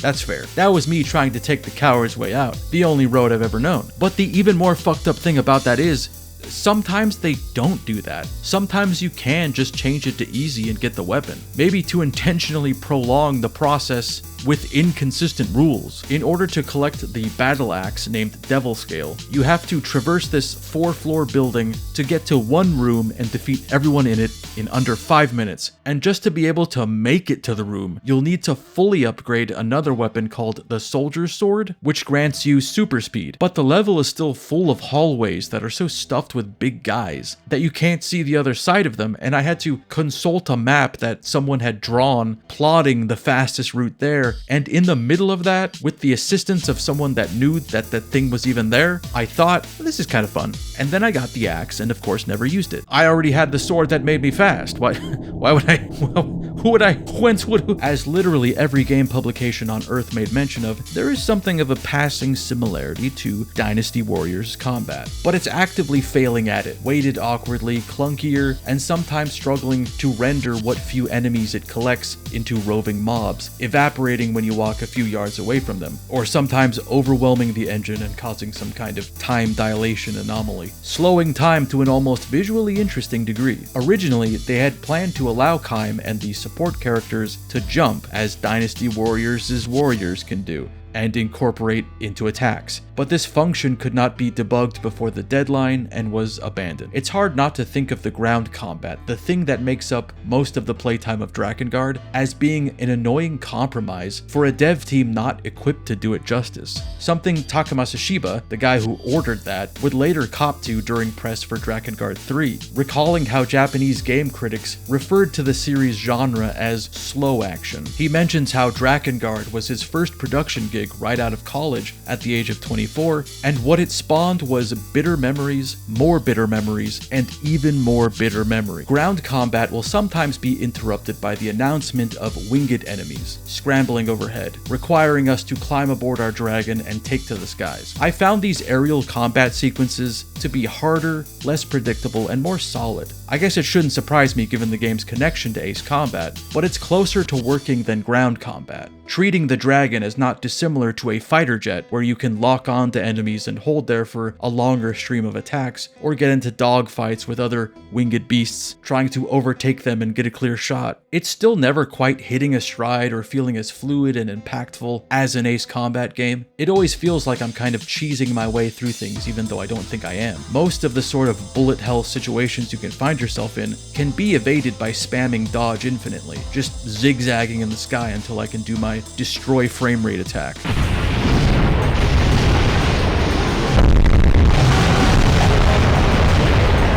After levels are completed, you unlock a free expedition version of it, which essentially means you can replay the level divorced from its place in the story, proving that murder is a lot more enjoyable without a dragon in your ear telling you it's fruitless. These are altered slightly for the sake of leveling your weapons and collecting them as well. Even though Kaim and the dragon gain experience independently based on kills, the latter only levels up at scripted moments, and the former just has an imperceptible effect on gameplay. But I guess there is a hit of dopamine seeing the bar go.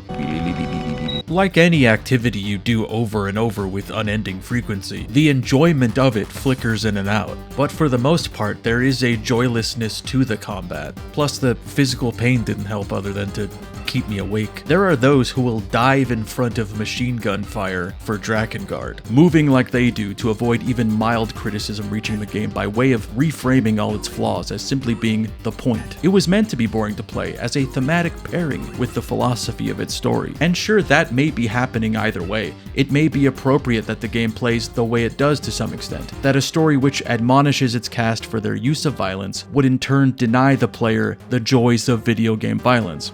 Does only slaughter calm your soul, If you are truly her brother, you would not be so quick to bloody your sword.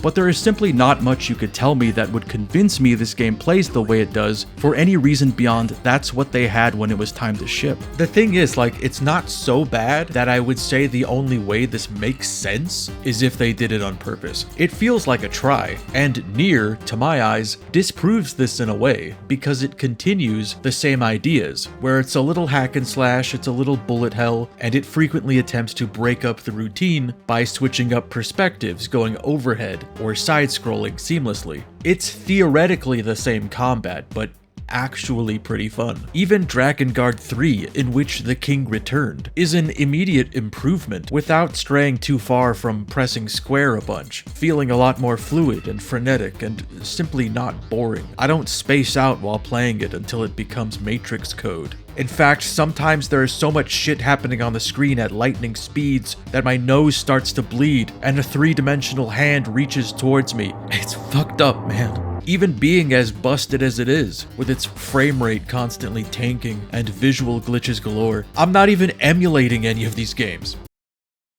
that Yoko Taro made. I went out of my way to capture footage for you, and I may as well have. The idea that Square Enix would sign off on and release a game with its creator saying, wait, you don't understand, it's supposed to not be fun, people will get it, would employ surreal dream logic. When Square Enix releases a dud, which has happened with increasing frequency over the years, it sinks their ability to make X $100 million more than they did last fiscal quarter, and thus forces them to sacrifice more studios and IPs upon the altar. The wrath of a capitalistic elder god is at stake here after all. Well, I suppose it wouldn't be appropriate if Drakengard were a bright, colorful, eye-catching game, and its muddy, muted color palette works in its favor. The blandness of the environments were a big point of contention for of-era critics, and they do have a point, but as someone that appreciates the MMORPGs of the era, there is something nostalgic about it. I'm already killing hundreds of goblins. If I could just do so in order to assemble, you know, the Samaflange manual, then we might be gaming here. I'm the last person to get caught up on the look of a game like this. Even though, sure, yeah, sometimes I was like, man, I wish there was more than dirt, green dirt, white dirt, various types of dirt. Loam. But would this define the reason I dislike the game? No. This is a comparatively minor issue. I actually appreciate a lot of the enemy design, especially the bigger, goofier ones, like the castle golems with sword hands, and the OSHA violation Goliaths. They are where all the whimsy can be found, I feel. The grotesqueries are just the stock dancing baby model with a full set of teeth and are somehow maybe the strongest visual in the game. There is a lot more spectacle to the Japanese voice cast, which is filled with noteworthy actors of TV and film. Both Kaim and his dragon are voiced by an actor and singer named simply Peter, who has anomalously hit like every corner of film one could through their career, from a Kurosawa film to the Japanese equivalent of a trauma movie.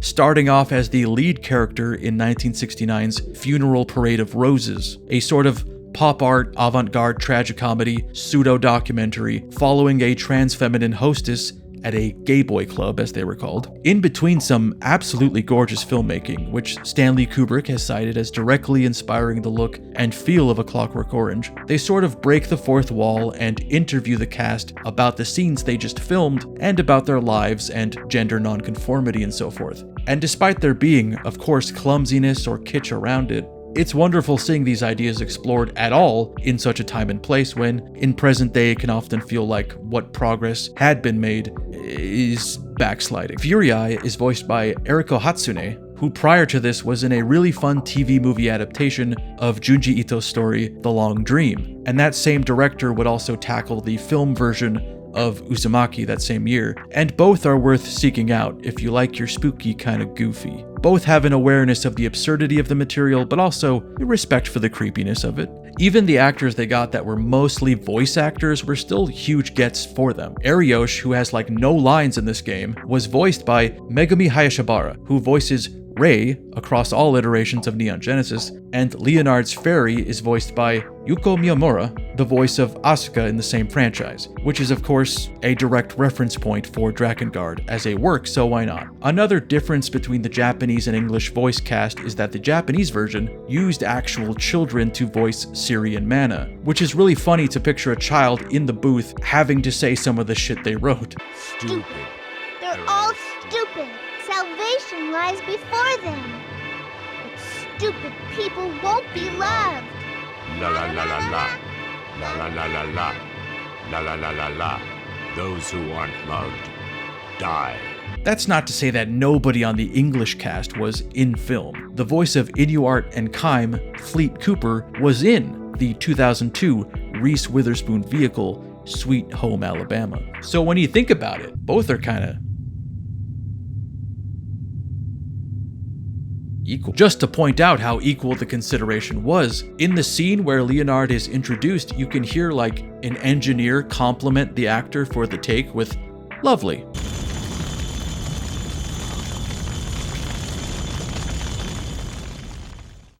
The soundtrack was composed by Nobuyoshi Sano, and maybe the most interestingly unpleasant thing about the game. What they did in an effort to reflect the game's manic energy is select existing motifs from classical compositions and have an orchestra perform those snippets of songs, creating stems that they would then edit together in a DAW and sort of chopped and screwed in the same manner one would assemble techno. So there will be moments where it almost passes for a repetitive, trance-like orchestration, and other tracks will show the cuts a little more proudly. So you can hear the hard, graceless drop of a piece as though it were at the push of a button.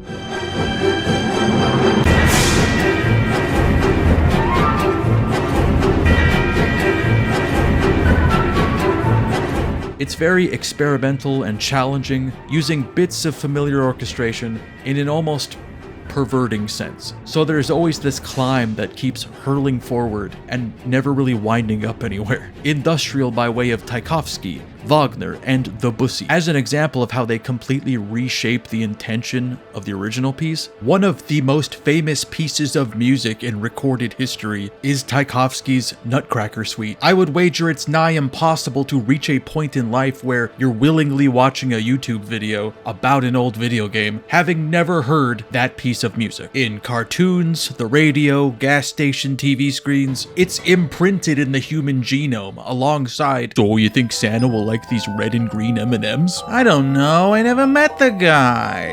Well, that little part that you probably recognized is the part they liked, and I think you'll agree whatever they did to it comes from some uncanny abyssal plane where only the most unrecognizable Mr. Incredible dwells.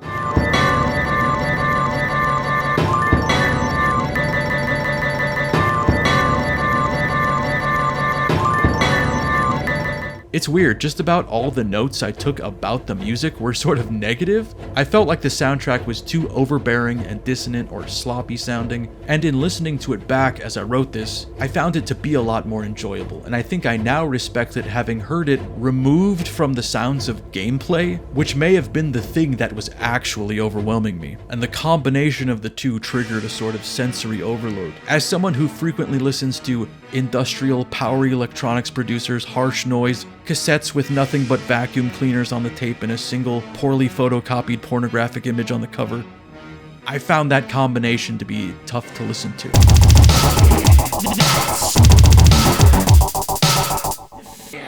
After listening to every instance I could find of someone shoving a mic up to Yoko Taro's mask, I've come away with a larger appreciation for him as a creator and a certainty that this is so far my least favorite thing that he's had his name attached to. It's obvious that he's always had a unique outlook on games, on their design, on their potential, and on their purpose. Knowing what he appreciates about the process and what he wishes to impart on the player of his games makes the misery of making Drakengard seem all the more valid. I get why that was probably difficult for him. Taro saying, "My games don't have to be fun," per his own clarification, doesn't mean that his intention is for the player not to have fun, rather that within the industry there is a commonplace, market-tested, safe collection of ideas that result in a fun game, and he doesn't see the value in making something if it's going to represent that already explored and plundered idea of fun. An example he used was Bayonetta is a fun game. Why would I make a Bayonetta if there is already a Bayonetta?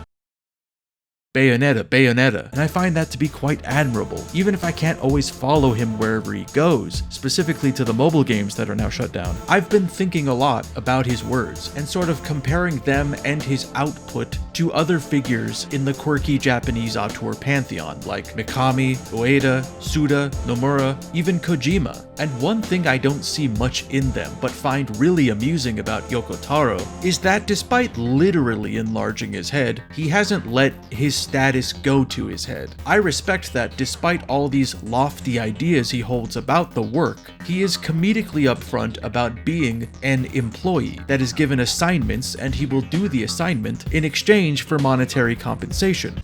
僕は常に技術にもデザインにも、ストーリーにもゲーム性にも限りません。縛られません。僕はいつもお金だけに縛られて生きてます。下請けなのでやりますよって笑顔で答えるんですけれど、それいつものことで、お金さえいただければあとはもういいやと思いながら作ってました。クリエイターはパブリッシャーの奴隷なので、何でも作ります。He literally writes games plotted out by their budget. So the first thing he nails down is how many locations they will be able to afford to build, and then works backwards from there, filling those spaces with world details and characters. Sometimes he's able to leave his mark on a thing, and sometimes he isn't, because he can't just get whatever he wants with no pushback. He has probably purposefully allied himself with people like Yasuke Saito, who routinely tell him no, perhaps not everyone should have the ability to snap their fingers and get digital scans of Margaret Qualley's feet. There are conflicting reports that say Taro was so frustrated by the experience of making Drakengard under Square Enix's scrutiny that he refused to direct its sequel, or that he was simply refused the role of director as he did not want the sequel to play as simply a refined version of the first game, but be relocated to space and incorporate more shoot shoot-'em-up elements informed by his love of the bullet hell arcade game Ikaruga. 斉藤さんの方ですね、薄汚いスクエニの政治の結果生まれたんです。今からそれを斉藤さんが綺麗に説明します。違います。もう分かりやすい。In the end, Taro would have very minimal involvement in Drakengard 2, developing a contentious relationship with its director, his former lead designer, Akira Yasui, who, just as Drakengard sought to differentiate itself from Final Fantasy and Dynasty Warriors with adult themes and an ugly shit world, would decide to differentiate Drakengard 2 from Drakengard by doing the opposite. Hang on. Drakengard 2 has its fans and its re-evaluators, but I think everyone that played it after the first one felt the absence of its director, creating a deep wound in the IP's center mass that not even tightened up swordplay could fix. Once you can fucking get to it.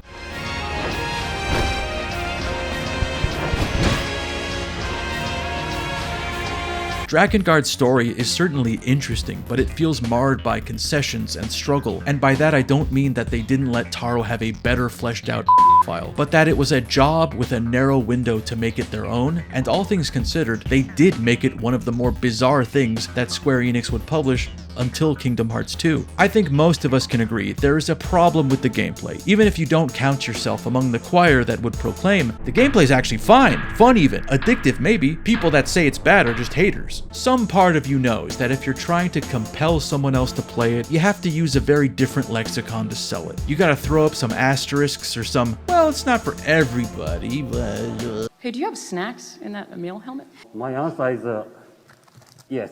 I wouldn't say I share the thinking that this game is worth enduring or its gameplay is forgiven because it has unmatched, unparalleled storytelling, or because it's the darkest, most fucked up game that was ever made, bro. It's kind of amateurish and at war with itself, sometimes charming, oftentimes boring, and doesn't contain some theme or taboo that hadn't been explored in other games. But for me, the circumstances around how it came to be are fascinating and absurd. A project that was destined for agreeable mediocrity that was infiltrated by an otaku gremlin, pulling out wires every time the publisher wasn't looking, as though he wanted the thing to nosedive into the earth, creating a fiery spectacle that will at the very least stay with you, seeing more worth in that than providing gamers with an experience they can find elsewhere. Say, I don't know, Dynasty Warriors or Panzer Dragoon? Having said that, did I reload the level that let me troll around looking for kids to slay with a Reaper's Sight? Yes, There's a vagary to Drakengard's world that invites you to participate in it, that allows the author's death to some degree, and as such it's quite easy to rebrand the game's faults as being completely intentional. This didn't really become commonplace until recent years, and I just think it's odd speaking to that from a place of authority, like definitively. I mean, I can dream and theorize that into making sense, but assuming that is to ignore the luck, coincidences, compromises, successes, and failures of creating a video game. There is an anecdote shared in the back of one of many companion books for the series called Dragon Dragoon: The Materials, in which an unmasked, by the way, Yoko Taro, who looks shockingly very much like just some fucking guy, and Takamasa Shiba mentioned that in the cutscenes for Ending E, a building in the middle of the chaos is the then real-life headquarters of Japanese liquor store chain Yamaya, which I imagine they included because of how much their products fueled the game's development. Around 4 months before Drakengard was released, Square and Enix would merge and move their offices across the street from the Yamaya building. So in a way, by the time the game came out, within the game is the location of the game's publisher being destroyed, which seems very much like something Yoko Taro would do. I guess what I'm getting at is that it's okay to like a bad, broken, and ugly thing. You could argue that's mostly what I do here. And anyways, Drakengard, it's an odd, inconsistent game from a guy who got a lot better at weaponizing his weirdness, and ultimately, you know, it's kind of like Dynasty Warriors. It's kind of like Panzer Dragoon. You scared me. Are you alright? Oh, I was just listening to my music. Is that Monique Gabrielle? Nah, it's Brittany Powell. I see. Hey, how do you know that? What do you mean? She was in the original Death of a Cheerleader. I know like a ton of valuable shit. Right. Do you know how to do your taxes? What? Taxes? I don't follow. Oh, my phone is making noises again. time? Oh, this ought to be good. What's up, big dog? Hello? Hello? Huh. Maybe he butt dialed me. Well, it might be wise to hang up now in case we invade his privacy. Right. Did you just turn the volume up? Is that? Do you think... Do not say it. Like, it might not... I don't want to... That's the end of the video. You watched the entire thing, and I appreciate that. If you liked the video, consider engaging with it in some fashion. If you would like to see more videos, I have more of those. There are even ones that you cannot currently see if you are not a patron. If you would like to see those videos, become a patron. And for as little as $1 American, you can gain access to currently 6 videos that amount to somewhere around 14 hours of content. Doing this also supports my channel and myself, allowing myself to continue my channel. That makes sense? Yeah, so thank you for watching the video, and I'm sure you'll make the right call as far as what to do now, you know?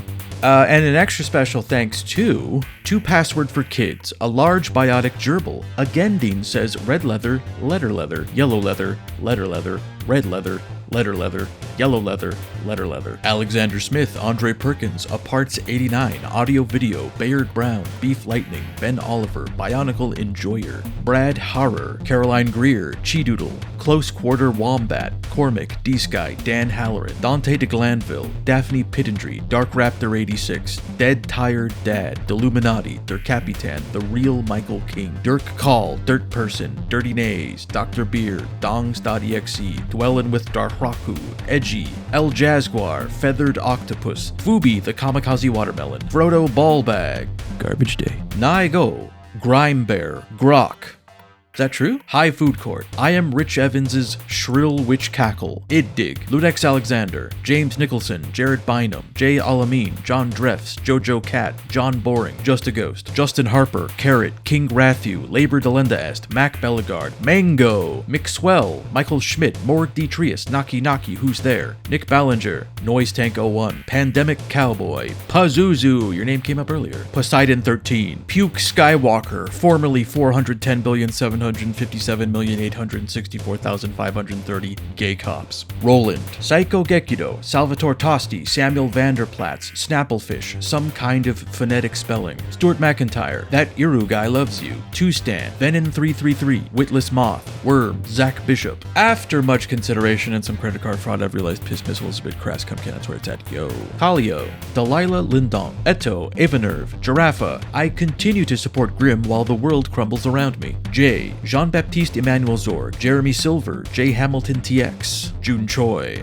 Jaya Temkoa, The Dragon of Black Rainbows, Catherine Graven, Lore, Mr. Alpacleton, Oh Hi Grim, Smokey Jefferson, Stumpovich, Swood Operator, T-Dog, 8083, Tuggy, A Hanging Chad, Aaron Kwolek, Albert Hunley, Aaron Isaias, Binary Vision, Brady, The Sanity Tax Collector, Chimichanga Jones, Kodamite, Daniel Moen Larson, Dano the Mano, David Offer, DeForzi, Fiona Summers, Gareth Farrow, Grounded Valkyrie, Hales. Have a wonderful day. Here's to rats! James Snipes. Jetsun Jempel Nawang Lapsang Yeshe Tenzin Gatso. J-Man DX, Lugubrious Moron, Mad Monty 98, Mango, Mod Sword, Name Requires DLC, Neb, Ophelia Fishwife, P Dizzle, Persian Air, Pickblick, Resident Aikman, Robert Brandon, Rowdy Roddy Peeper, Samijima, Scandy Trash, Sugarboo, Take My Money and I'll come up with something funny later, Technica, 10-Beat, The Angry Pebble, Tebow, Tuski, Vilmar Valthorson, 12 Trans Rats in a Trench Coat, 77 Elvis the King, A Big Gay Rat, A Small Red Dog, a squatting necromancer hanging at the local crypt, a shireling, Alan Wake Me Up Inside, Alistair Stewart, Alistair Grout, All Beer, No Breaks, All Cops Are Bingle Bongles, also sponsored by Rat Bull Snakes, Andrew Light, Andrew Lebrano, Andy P, Anthony, Astro Shepherd, Auspicious Whiskers, Austrian Hound, Balton, Bames Jolie, Batter My Bisquick and You Sunk My Battleship, Bogler, Ben and Kara Dowling, Ben Mahler, Benjamin Judah Phelps, Benjamin Payne, Bibby F. and Bloxburg, Big Honk, Bishy 93,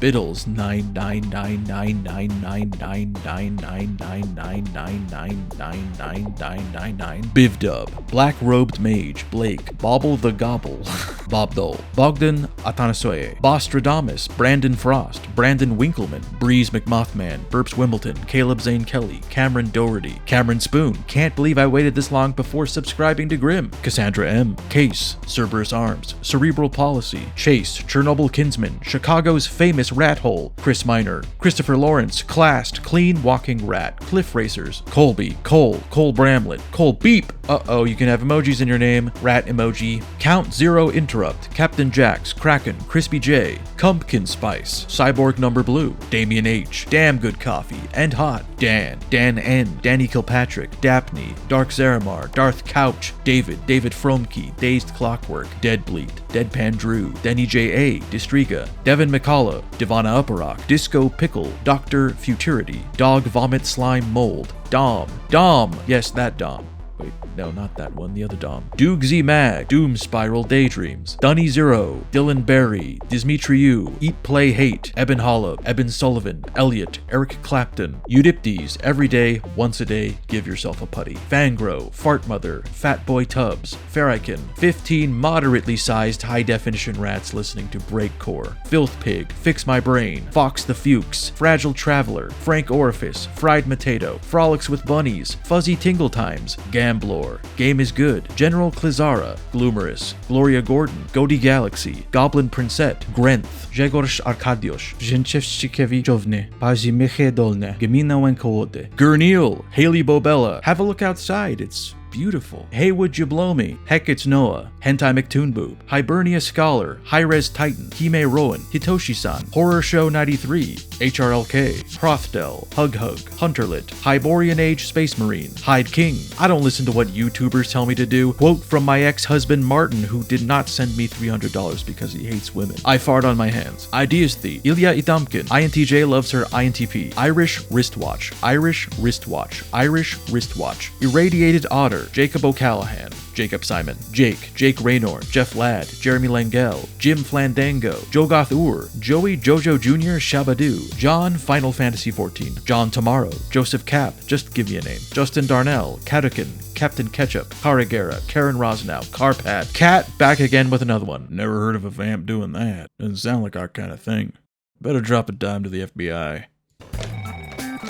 Willis, FBI. No, Garth, not me, the FBI, the real FBI. How are you still alive? You know, as that show went on, I kept asking that very question to several characters. Keep up the good work. Kieran Walker, Kelly O'Neill, Kevin Hanley, Key Lime Pie, Kid Charlemagne, the FCC, Can't Catch Me, Kind Raccoon, Kingyo Ningyo, Klarstrup, Kozoku, Chris Audi, Crust Easy, Kyle Ragsdale, League of Struggle, Leland Miliokus, Leopold Gloom, Lone Gunman, Luke Reynolds, Lydecker, M, Magic Meows, Mainly May, Mamudu Ikaro, Mandalore Gaming, Mango Roxas, Marquois, Mason Trapp, Maxine Zeds, Micah J. Best, Michael Anderson, Michael Parks, Michael Yates, Miles Phillips, Monster Train, More Sharks, Mortis on Fire, Mother Destruction, Mr. Ducky Quack, Mr. Mighty McMonkey, Mystical Lint, No Stars, Neck Out the Brave, Next 42, Nick Timmons. No, just skip this one. Noel C137, November Ocean, Noel Rom, Opichi Kostra, Parapug's #1 fan, Pathetically Hopeful, Paul Fierce, Petrashek, Farsface, Philip Coffee, Picture, Princess Tiny Feet's Corn Niblets, Prophet, Radia, Red Chowder, Replicant, Richter Strauss, Ridley, R.I.P. Cammy the Dog, we miss you, Rose, Rui Bisomem,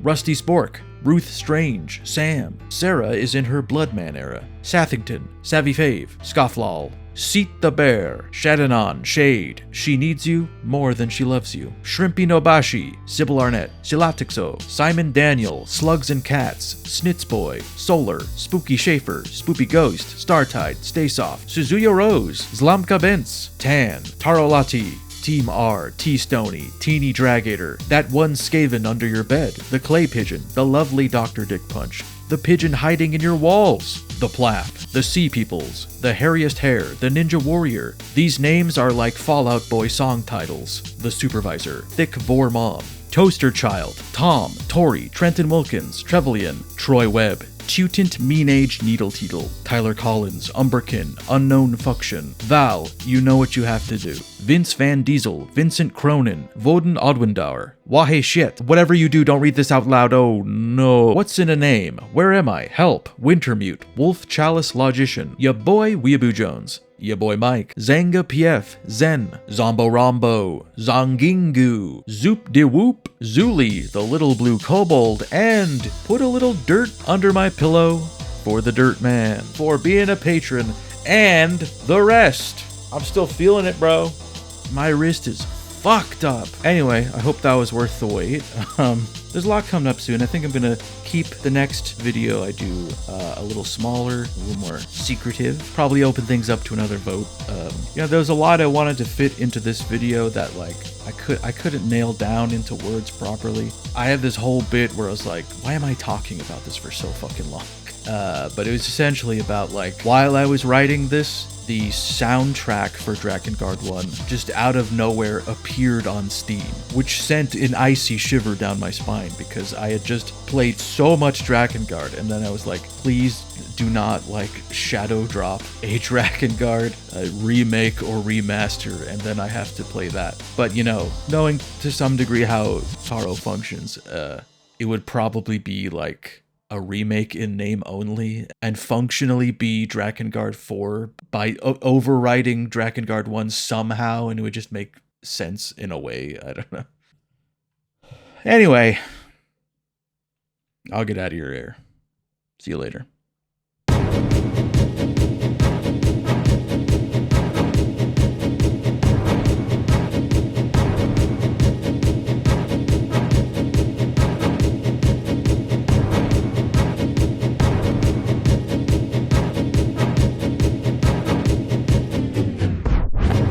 I am Kaim.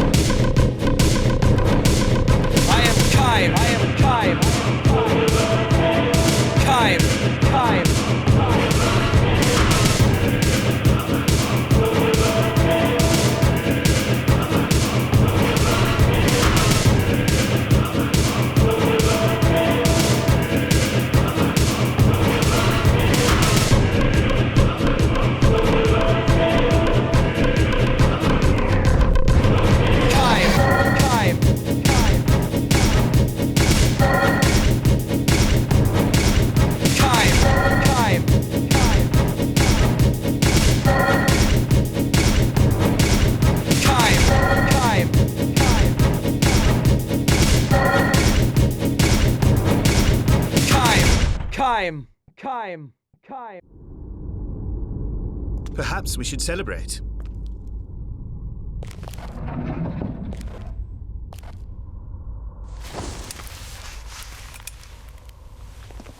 The usual song?